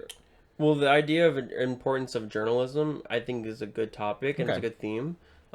They did discuss it. I like that. Okay. So, That's the movie discussion. John, I'm kind of going to let you spearhead the music a little bit. And I'm not Oh going to let you gosh, fully spearhead it, but you know, you wanted to do the I'm album. part of the battering ram. So, I'm going to let you do the intro for the Okay. Next music discussion. We're talking about Third Eye Blind's Third Eye Blind. Third Eye Blind. 1997 first album. 97. Interesting. So 97's Third Eye Blind. What's interesting about this, and I'm gonna discuss. I'm gonna discuss. I'm changing how I do music in our podcasts because I'm always a very what's the word? I don't give a lot of input very much. Sure. So now, from now on, what I'm gonna do is I'm going to have to give a rating for every music or album we talk about, and I'm gonna have to discuss what I liked and what I disliked. Okay. And I usually what I'm gonna probably do is make a list of what I liked, songs I disliked, and songs that I'm neutral about. And with the cool thing about this album, no dislikes. No dislikes. No No dislikes. bad songs. No in the bad album. songs. I mean, there might be a bad song. Still don't know how to critique music. There's no bad songs in the album. Ashton knows more. So he says there's no bad songs. There's no songs I dislike. I've been listening to this album a lot longer. Every song I like, there's only 2 songs that I'm neutral about. And both of the songs that he's neutral about are actually 2 of my favorite songs. Which is so very this, interesting. So there's someone out there that likes them. Okay. But yeah, let's get started. So I just want to mention real quick, Third Eye Blinds, you would know them from Semi Charm Life, Do Do Do, Do Do Do Do, or Jumper. Those are both really popular songs. Maybe How's It Gonna Be? Like we said, it's a 1997 album. It's kind of like a college pop rock album, right? Very much like we talked about Train last week, right? That Jim Blossom's Cutting Curls alternative rock thing. I will say, this was for a long time in my top 10. Right now, it's my 20th favorite of all time. Okay. 20th favorite album of all time on my list that I do. It's pretty goddamn high up there. 20th out of 500 records. I like this album a lot. So it's great that John wanted to talk about it too. Yeah. And the reason why is because I was really just listening to it more and more frequently in my car. And I was so like, I just might as well talk about it. You know what I mean? My friend Cole got me this copy of this record a couple years ago for Christmas. I actually asked her very specifically to get me this record. That's cool. That year we picked out our own Christmas presents for each other. I got her a jacket. And it's great. I mean, I love the alternate cover work here. If you're probably familiar with the red and black More red, yeah. artwork with the yellow text here. This is just an alternate version. They have a couple different versions they've done of the artwork. It's all the same face with the hand, but I like how this one looks. It very much feels a little bit nicer, less garish than the red version. Is there like a deluxe version? No, I mean, there is a deluxe version. This isn't it. The deluxe version is all black with like gray. So this would be gray and this would be black also. Okay. That'd be cool to get. I just like how this looks. It's a nice little cover art. It's very much like a 90s cover art. It's not really saying anything, to be completely honest. The cover art? It's not. What's it saying? Maybe nothing. It's a girl, and she looks like she's in English. Probably a girl. She looks like she's either in anguish or in ecstasy, to be honest. It's interesting, and there's a lot about this film, or a lot about this album, like Losing a Whole Year or I Want You. It might be having something to do with relationships. Is 100% an album, almost entirely, in fact, entirely about relationships. Okay. I think maybe almost every single song is about relationships. Interesting. You could almost say that it's a concept album, although I wouldn't say that. Interesting. So yeah, let's go into it. My whenever song we're talking about, I'm gonna say what I liked, or not what I liked, but if I liked it or disliked it. There's 14 songs in the album. It's a double record. Interesting. The first song in the album is Losing a Whole Year. Liked it. That's all you got? I liked it. I like the way it sounds. When he goes, it's great. Losing a whole year. That's how it opens. Also, I love how abrasive he sounds in the song. Like, I remember we used to spend the whole goddamn day in bed. Like, he's just yelling it, and it's almost like it really hurt him. What happened? What was going on? And it's a really great way to start the album. I really love the line. Now I realize that you never heard one goddamn word I ever said. Yeah, and I fucking love that line. The song, by the way, it's called, oh my god, it's great. It's called Losing a Whole Year, probably because he wasted a year on a girl. Right? yeah, that's what I think. And the soul song's about this certain girl and kind of describing the girl and their type of relationship. And I just love that line. Now I realize that you never heard one goddamn word ever said, because there's just this clarity to it. He just like at the time he was digging it, he was having a good time, but now that it's all over, he just realized like this chick, he meant like nothing to her, and she totally used him, and she was just gigantic waste of his time, and he's never gonna get that time back in with his life, and she never believed in him. And I think a lot of people have felt that sort of thing. I felt that way. I felt that way. You know, there's people that I've had relationships with, and I'm like, and it ended so abruptly, and it's almost like, did you even have feelings for me? Did you even care? Like it was just like poof, like next day done. I don't usually get too personal on the podcast. I will say I felt that sort of thing where I felt that I put a lot into a person and cared a lot about a person only for them to maybe basically abandon me, or to at least prove that they didn't really care about me as much as I cared about them. Yeah. And that is very much what this song is about. Yeah. And it hurts. It hurts a lot. And thanks a lot. Sorry. And it's just, but it's almost like the way he screams it. He's like, it's therapeutic to him. It really is. Yeah. I love screaming that line. Yeah. I can't talk about this song anymore. Okay. We're going to talk about Narcolepsy now. Narcolepsy. Second song. I was neutral about this song. It's one of two neutrals. I actually really like Narcolepsy. One of my favorite songs on the album. I try to keep awake. I love that. I really noticed recently when talking about this with John, themes of like depression, right? Narcolepsy, as far as I can tell, is a song about how he's depressed and trying to keep his head above the water. And I think he's using narcolepsy, which if you don't know what narcolepsy is, it's this condition where you fall asleep all the time. Mm-hmm. It's the opposite of insomnia. I think he's using that as a metaphor for depression and maybe even suicidal ideation, in that he's trying desperately to stay awake and to stay healthy, but this pain is just getting to him, you know? I'm on a train, but there's no one at the helm. There's a demon in my brain who starts to overwhelm. There's a demon in my head who starts to play a nightmare tape blue of what went wrong yesterday. He's just, you know, kind of consumed by anxiety and depression. You know, how do you like to be alone and drowning, right? Great stuff. I mean, he uses the word alone a lot in a lot of these songs. And I didn't notice that either. I think John pointed out to me, you little genius. You little... Alone? Yeah. I pointed that out. No, I was just trying to give you credit. I didn't do that. I don't fucking know what I'm talking. Don't give me credit for things. Well, I noticed it when I was with you. How about that? Yeah. I certainly noticed it when I was with you. Give yourself the credit, bro. Well, you know, I get it. I'm bongo. I understand. No, not everyone can be bingo. That's all I gotta say. Move on. Semi-Charm Life. Semi-Charm Life. This is the one. I like this song. I think this is the one everyone knows. It's this or Jumper. I would say I like this song. This is the pop song. I don't love this song. I like it. I like it a lot. I mean, you know, most people have heard Semi-Charm Life. Most people know it's a song about, you know, going out with a chick and being on crystal meth. And, you know, I want something else to get me through this semi-charm kind of life. Oh, yeah. Baby, right? Which is just him saying, you know, they're chasing things. It kind of reminds me of Stinkfist by Tool from their album Anima, 1996, which is a song about... It's a much more adult version of the song. Stinkfist is about wanting to get more out of life, but they use, like, fisting as... right? And in terms of, like... I'm sorry to cut you off, but I heard Tool is, like, a crazy band. Oh, they're really good. We'll talk about Tool one day for sure. Okay. So anyways, this song Stinkfist utilizes fisting as, like, their metaphor because it's a very intense thing, and they talk about how... You know, they have to go deeper and deeper because they're not feeling anything, right? This song is a much less intense version of that. That sounds crazy. It's an incredibly good song, by the way, Stinkfist. I love that album. I love the title. Yeah.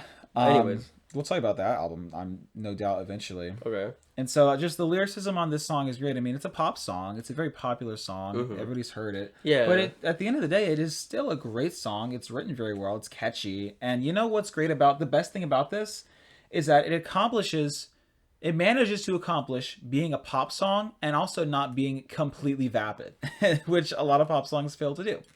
The next song is John's second favorite.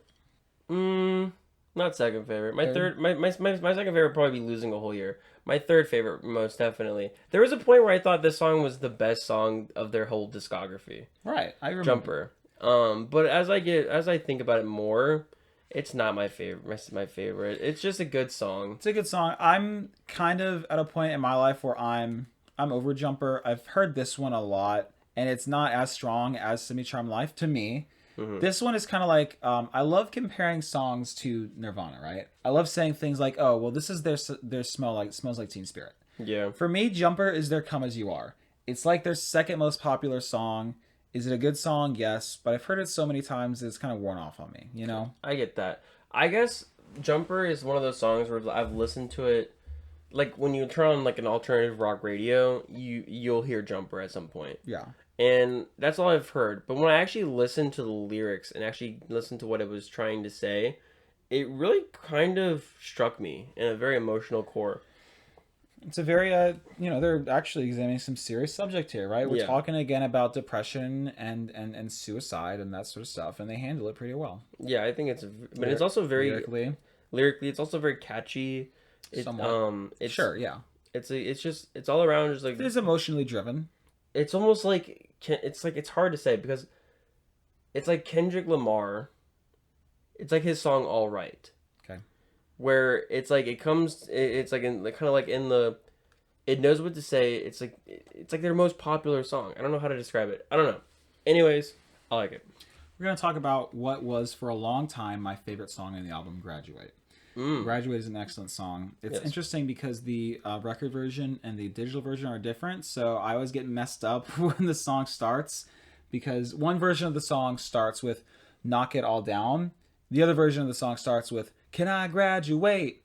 And I always say the wrong one, no matter what version I'm listening to. So Spotify is different than the vinyl? Yeah, I think there's really very hardly a difference. The main big difference is just what the first line is.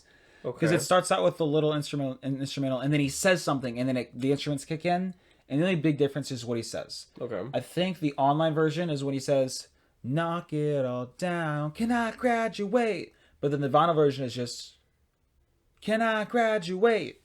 Interesting. I love "Knock It All Down," by the way. Yeah. Graduate is a cool song. It's not actually about graduating high school or college or anything like that. What's it about, John? Don't put me on the spot like this. It's about graduating from life. A little bit. They use the word graduate just to mean move on. It's about moving on, and I love that.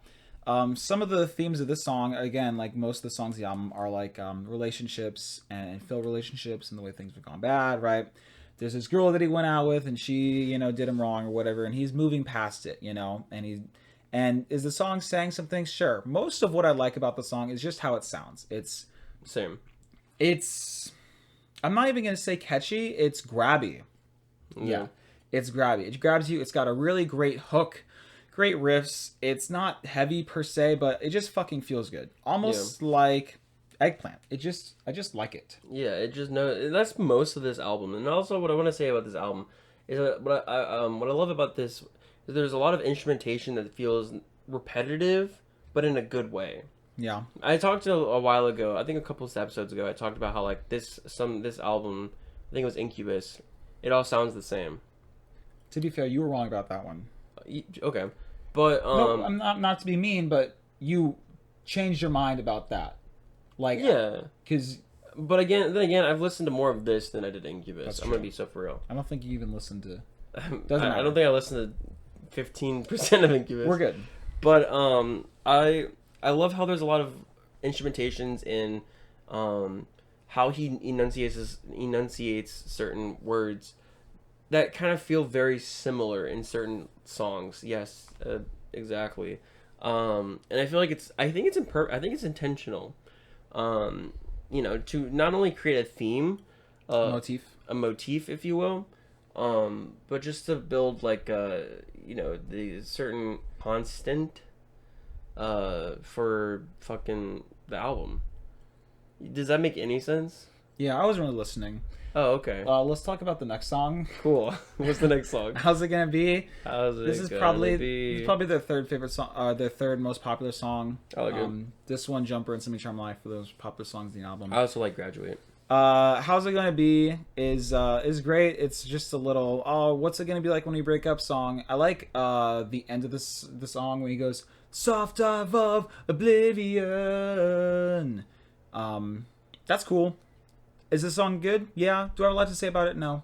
How's it gonna be? How's it gonna be? It's just a good fucking song, you know. And also the motif I was thinking about is like you can best hear it in do. Yeah, kind of like you can hear it in the background. We'll talk about and it in more Burning Man. A little bit in Burning Man. I wanna find out. Yeah. I'm in the background. Maybe, I don't know. There's something there. So John, that might just be the way Stephen Jenkins sings. That might be it, but I think it's more purposeful. I don't know. I think it's more purposeful. So with Thanks a Lot, we've reached the end of the first saga of this album, which is the huge songs, right? Losing a Whole Year, Narcolepsy, Semi-Charmed Life, Jumper, Graduate, and How's It Gonna Be are kind of like huge songs. Other huge songs are on this side, all the really big songs. The next saga of this album is the pretty good songs. Okay. Songs that are like maybe not saying as much, weren't as huge, but they're all generally speaking very good. Okay. The first song that is in the pretty good saga is Thanks a Lot. Thanks a lot. I like this one. And just like Good for You, it's kind of how do I put this? Passive aggressive, kind of ironic, right? Saying good for you, thanks a lot, right? They're saying the same thing. Yeah. I would say I like Thanks a Lot more than Good for You though. You like this one more? I like Thanks a Lot quite a bit.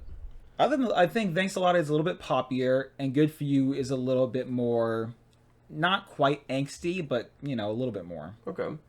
Yeah, and see, I'm gonna be so honest. How I base what I like and dislike about songs is just kind of how it sounds, how people sing it, and essentially if I would just listen to it again, re-listenability. And re-listenability is huge. Yeah. If I can listen to an album twice in a row, it's a great album. Yeah. Green by R.E.M. I once listened to twice in a row, and I don't do that a lot. And when I did that and still enjoyed it the second time, I was like, wow. That was me with my Cyrus album recently. I listened to it twice in a day, and I was like, I still can listen to it more. We're going to talk about Burning Man, and I'm kind of going to let John talk about it. Burning Man is, I think, my favorite album or song of the album. I'm pretty sure it's my favorite. I give it the like, obviously. I give it my favorite mark. And I like how he sings. You get the thumbs up. I like how he sings the beginning. What does he say? Spickle, spackle of weight bullshit. Can you read it? The smatterings and splatterings, they'll get ya. I'm not the one you'll be thinking of. Are you talking about that? Yeah, but it's like the way he sings it. It's like da da da da da da. It's like he's kind of like high pitched a little bit. Maybe you thought I called and said it crashing down your hall. Doon doon doon. Yeah, that's what you're talking about. Yeah, but great. The way he sings it, it's kind of like it's hypnotic to me at least. And, and it's almost like what he's trying to say is so interesting, and the idea of being a Burning Man lifestyle. I love the line: first we caffeinate, then incinerate. Dun dun dun. Yeah, part of that Burning Man lifestyle. Yeah, I love that in the song you hear bottles clinking, and I think it's a purposeful choice that I quite enjoy. Again, it's almost I think Ashton said it perfectly. It's almost like you it's so his Burning Man lifestyle is so bad that it's infecting his career, his work. Yeah. And it's an interesting idea. It is. It's a great song. I just like the way it sounds. It's my eggplant, as you said. I'll live my life like a burning man, and I won't get enough until my legs are broken. Yeah. I also thought it was interesting. Burning Man, of course, is a real event that happens in like maybe California or something. It's some big music event. It's known for being a place where hypnotics and druggies are going, right? Mm-hmm. And so, I mean, I think it's supposed to allude to that as well as alluding to the idea of being self-destructive, right? And you know what? I didn't say this in the car very purposefully because I wanted to say it right now. In terms of its theming, it reminds me of the song A Mistake by Fiona Apple. Interesting. Which is a song all about wanting to make mistakes and do bad things for your life just because you want to have fun. Yeah. And this song reminds me of that. Was that from the Win the Pawn album? Yeah, it's from his second album, When the Pawn Hits the Conflicts. He thinks like a king when he knows those blows, when he goes to the fight, and when the thing foreigners the Lord is nobody about when your mind is your might. So when you go slow, you hold your hand and remember that depth is great as fights. If you know where to stand, you know where to land. If you fight, it won't matter because you know you're right. Are we done? What? With that? I can say it again if you want. Please don't. Second album, When the Pawn Hits Conflicts, he thinks like a king when he knows the book. No, I'm good. Just hit the harmonica at this point. But yeah, I like Burning Man a lot. I love the segue between Burning Man and Good For You because he finishes the song by saying, and I won't get enough until my legs are broken. And it goes quiet for like a split second. And then you get the boom, the heavy like of Good For You, which is just great. It's a great little Good For You is just like I said, it's just another one of those typical little, very similar to Thanks a Lot, just like just a chick thing. I'm in this relationship with this chick, blah blah blah. The chorus is all I want to do is be there for the things that you're going through. Yeah. Well, is it good for you? Is it good for you? Is it good for you? He kind of like screams it a little bit, especially towards the end. I think that's how it ends. He screams it, and it goes in the guitar. His voice kind of fades into the guitar, which is interesting, and then you get that heavy instrumental outro. Mm-hmm. It's great. It feels great. A lot of these songs really are, especially in the second saga, a lot of the songs really are just, they feel good and they sound good. Is there a lot to say about them? If we put more effort into it, probably. But, they're just good fucking songs. Yeah. And then what's after this one? London. London is actually really good. I really like London. I like how playful it is. I don't want to go to London. I don't remember. It's late. She's addicted. Yeah, it's playful. Yeah, I love how playful it is. I love how It's 2:30 a.m. now. Yeah, it's late. I just love how fun it is. You know what I mean? I think London is, the story is trying to tell is basically like, maybe this chick dragged him down to London, and he expected things to go a certain way. Maybe, he was going to sleep with her. Maybe he thought he was going to be able to be closer to her, and things didn't go the way he wanted it. Maybe he felt like he'd been manipulated. And it's kind of a fun way of saying, like, damn, this chick really made me go all the way to London. And you know what? She's just not worth it, I think. Interesting. That's the end of Saga 2 of the album, right? There's only 4 songs in Saga 2. They're all good songs. We're going to get into the final saga now, which is the goddamn good songs. In my opinion, the really good songs. Almost any of these could have been the last song, like the closers, right? Interesting. The powerful, emotionally driven songs. The first of which is... Is the next one I Want You? I Want You. Yeah, I Want You. Very good, buddy. I Want You is a slow, probably you would dance to this with somebody, you would slow dance to this, and it's just a little romance.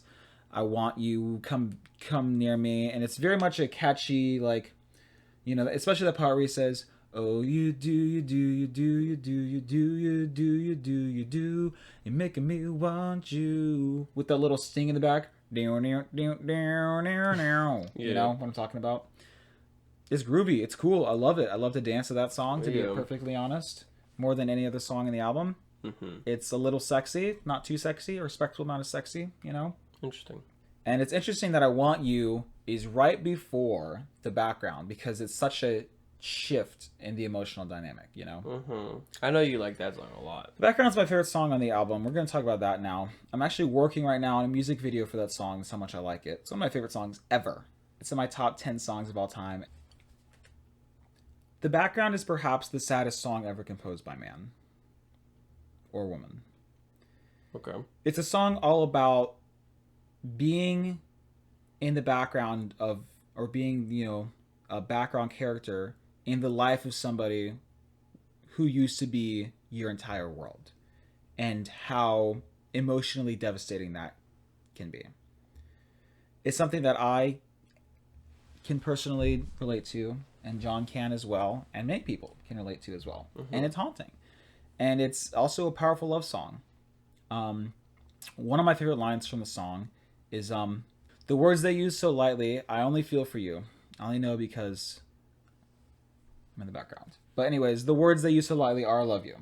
Mm-hmm. And so it manages to be a powerful love song without even using the word love. And it's just that line, the words they use so lightly, I only use for you. He only feels that way for this girl. And anyway, so the song opens, and it's sad, and his life is sad or whatever, and he's just kind of alone and feeling very alone and depressed.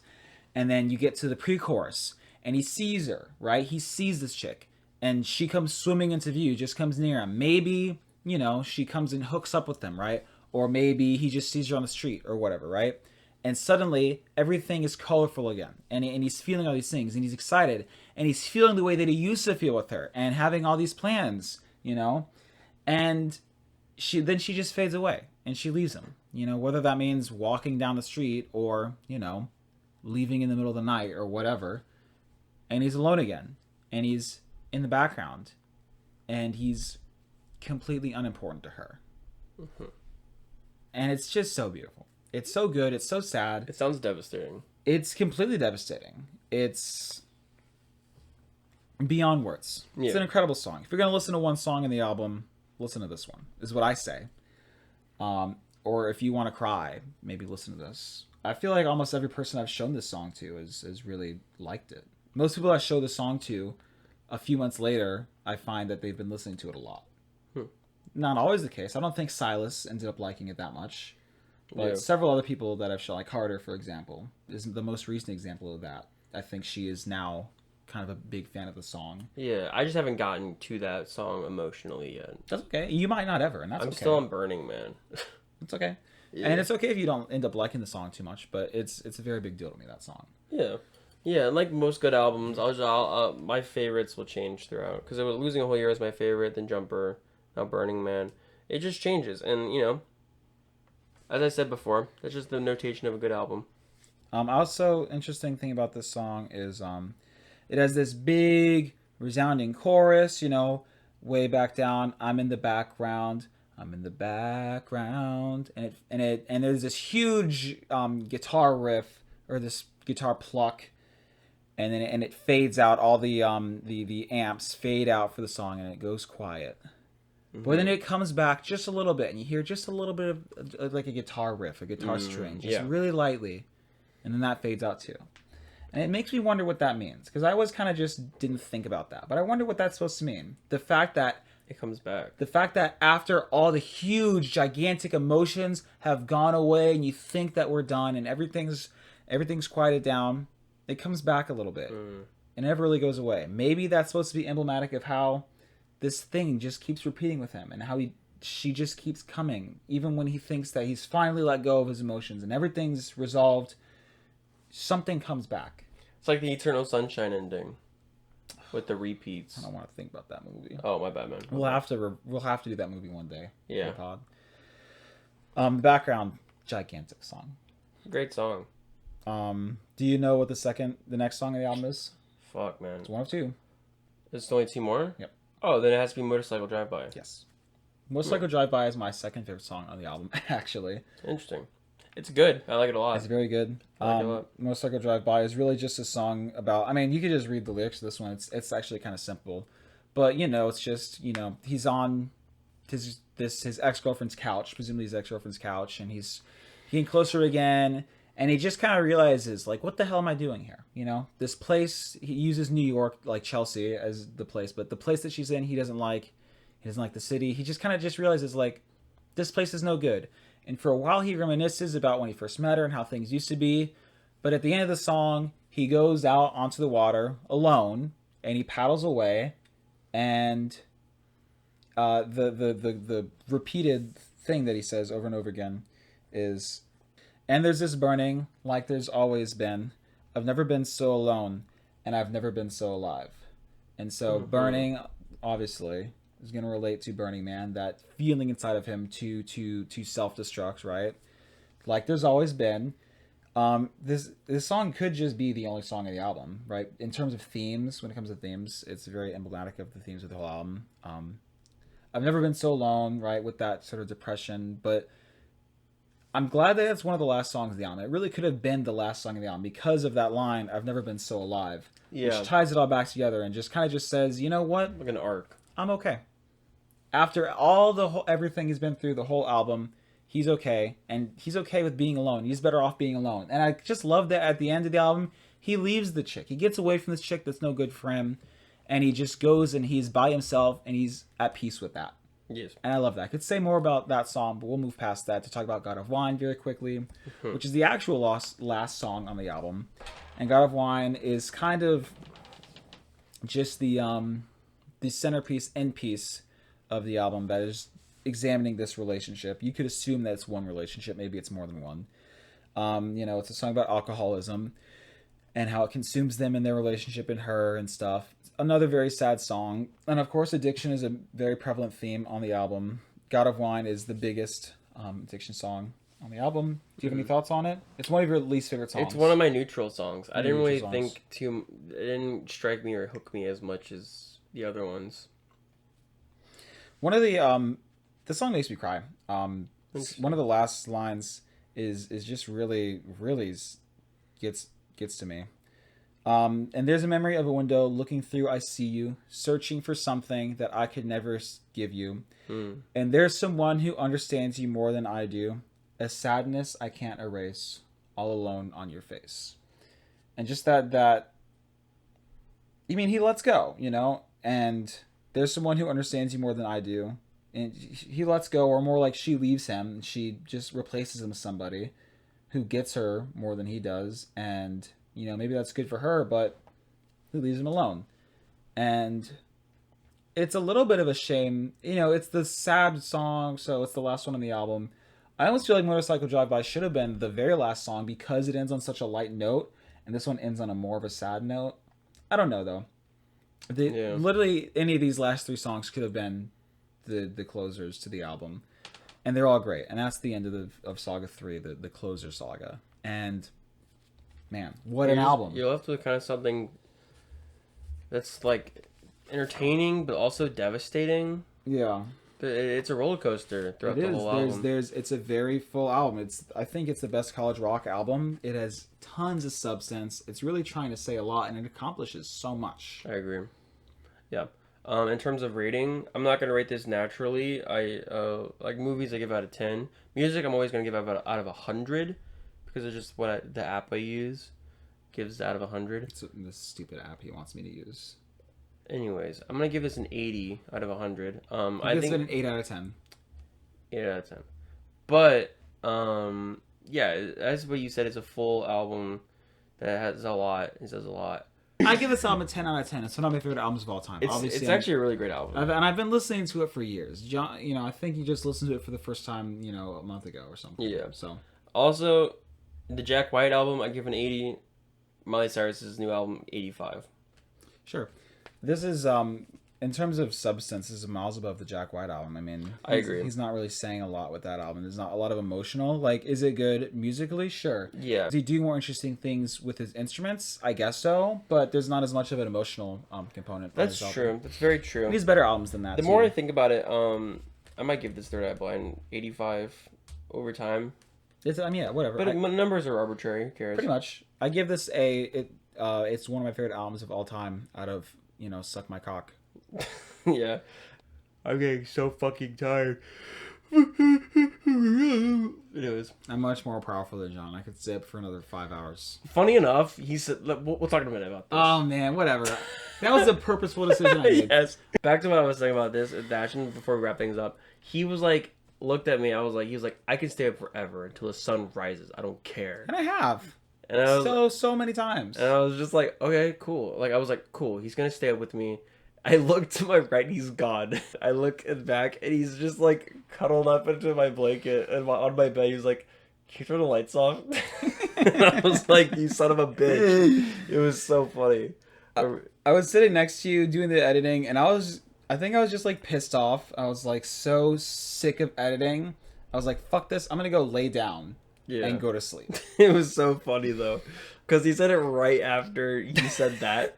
I was like, I was telling him like, Ashton, if you're tired, man, just go lay down, go lay down. And he was like, I could do this for hours. And then cut to him. Can you turn the lights off? I'm sleepy. I'm sleepy. Give me not chalky. But I mean, I'm serious though. I could stay up forever. I just didn't want to. It was just a funny moment. Like that one time I had to stay up until 5:30 editing. Yeah. And then we switched. Yeah. And that one time that you and I stayed up until like 7 and then walked back to the car when the sun went up. That's a fucking crazy night. It was a good night. I can't believe that happened. It was a good night, man. Dude, we had socks on our cocks. It was crazy. Yeah. Crazy. Multiple socks? On our cocks? Just one. I needed 2. Why'd you need 2? For warmth. It wasn't that... What? Okay. I needed 1. Where maybe yours is just only needs 1. Mine has a lot of fat. Anyways. Keeps itself warm. We were getting in line to go see Superman. John had bought the tickets on his phone already. And these two kind of, what were they, 14, 15... These kids. Year-old, you know, little teenager girls, I guess, were walked up to us and asked us if we could help them. I'm like, you know, like, what's up?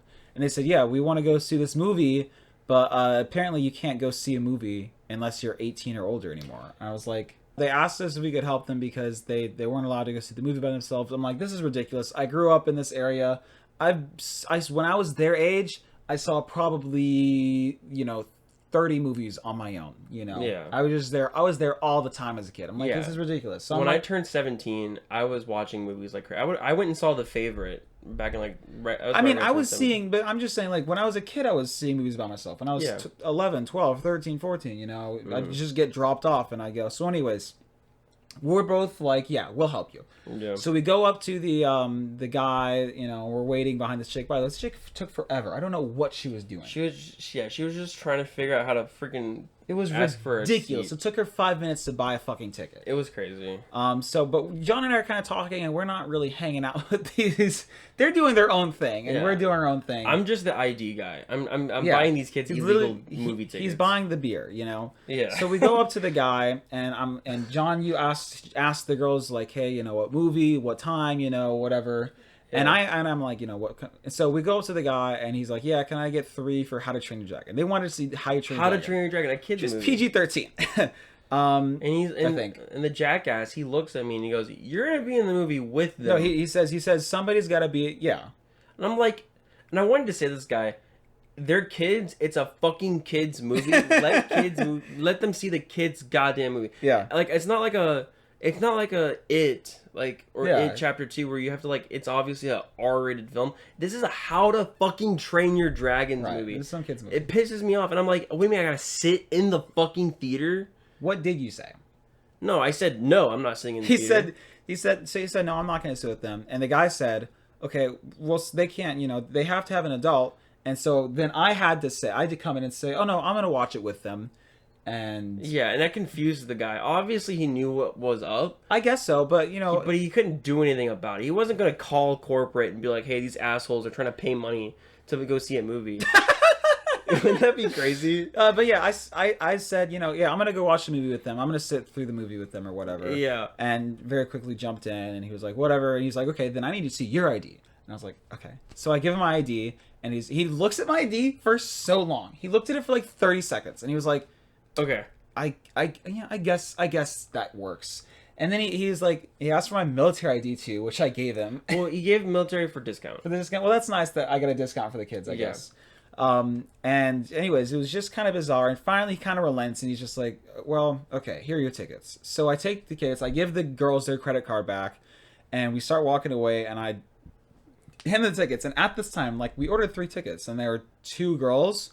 Another so dude walks up. he was able. So the guy was like, I guess this makes sense. Shit. They're getting 3 tickets. There's only 2 girls. That makes sense.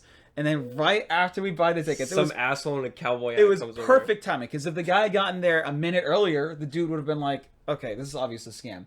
But their friends got there right after he got the tickets, and I handed it to the 3 of them. I'm like, hey, go have fun, guys. Yeah, no, but Ashton, what's so funny, Ashton, as we're walking away, he goes, let's see this movie, guys. Oh, yeah. Did I say that? You're like, let's see this movie. Oh, I think I was like, hey, let's go. Yeah, who's excited for How to Train Your Dragon? Some bullshit shit like that. Yeah. And then we all went our separate ways. Yeah, we didn't fucking talk to them anymore. I was like, isn't that fucking crazy that you have to sit in a theater to see How to Train Your Dragons when you're... I know. Then what are the point of movie ratings then at that point? Yeah. If everything, you have to be 18. You have to have a parent with you to see the new Smurfs movie, by the way. Smurfs? Yeah, Smurfs, the shittiest movie on earth. You're gonna have to have an adult there. You know what I would rather do than... I can't say it. Don't say that, but we know what he was gonna say. I don't want to see the Smurfs movie. This is gonna be the longest episode yet, by the way. That's fine. So let's do the recommendations. So, first of all, we're gonna have a very special guest star next episode. Our good friend. She's a good friend of yours, I would think. Yeah, she was in the episodes recently. She's been in a couple of recent episodes. Lily is gonna be in the next episode. My friend Lily Lily Pierce is going to be in the next episode. Producer Lily. Very excited. She's been excited to be on the pod for a while now. Her and I are going to talk about the album Grace by Jeff Buckley. Like I said earlier, I've been listening to it a lot. I'm borrowing her copy of the record. She wasn't really sure. She was thinking she was maybe going to do Zaba by Glass Animals or an Alice in Chains album. And I was just... couldn't really decide. At some point, I just said, hey, just do Grace. So we're going to do Grace. And then there's also a movie that she's interested in that she asked me to ask John to recommend. Yep, and I recommend Smokey and the Bandit. Yes. I don't remember.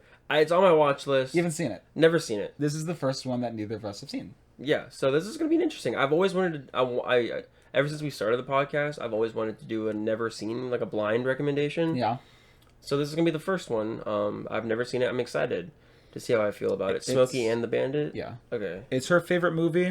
Interesting. Watch me fucking hate this movie. Yeah, maybe you will, and then you can tell her. That's great. So she'll be on the pod next week. You can be excited for that. So That's it. That's the end of the video. Thanks for watching. This is too long. This is a pretty long one, but you know what? It's all good content. It's all good content. When we finished Superman and we were arguing with each other in the car, Ashton looked at me and was like, "This is gonna be a good episode." I did say that. And I was like, "What?" To be honest, and then he smacked me. It was less derisive than I thought it would be. We were arguing less than I thought we would. The way that John spoke about Superman today is different than how he spoke about it yesterday. Yeah, I had more time to reflect. And I was a little bit more lenient towards American Psycho, but not much. Yeah. So we were both a little bit nicer about it. Ashton was thinking that we were going to fucking box. I was thinking we were going to have a boxing I thought we were going to argue. I thought we were going to have a skit where we boxed. I think both of us kind of mellowed out our opinions. And I think both of us, with time to think about it, liked the movies more than we did at first. Yeah. Like I give American Psycho a lot more leeway and I certainly was critical, but not as critical as it was that night. Certainly not as mean, you know? Yeah. It's all whatever. That's why I love art. You just think about it more. Like 28 weeks later, or not 28 weeks, 28 years later, I was divisive and polarized. And then I looked at myself and I thought of myself in the car. This is why I love films. Right? Because it makes me think and it stimulates my brain. And I love it. I love art. I love music. I love movies. I love life, man.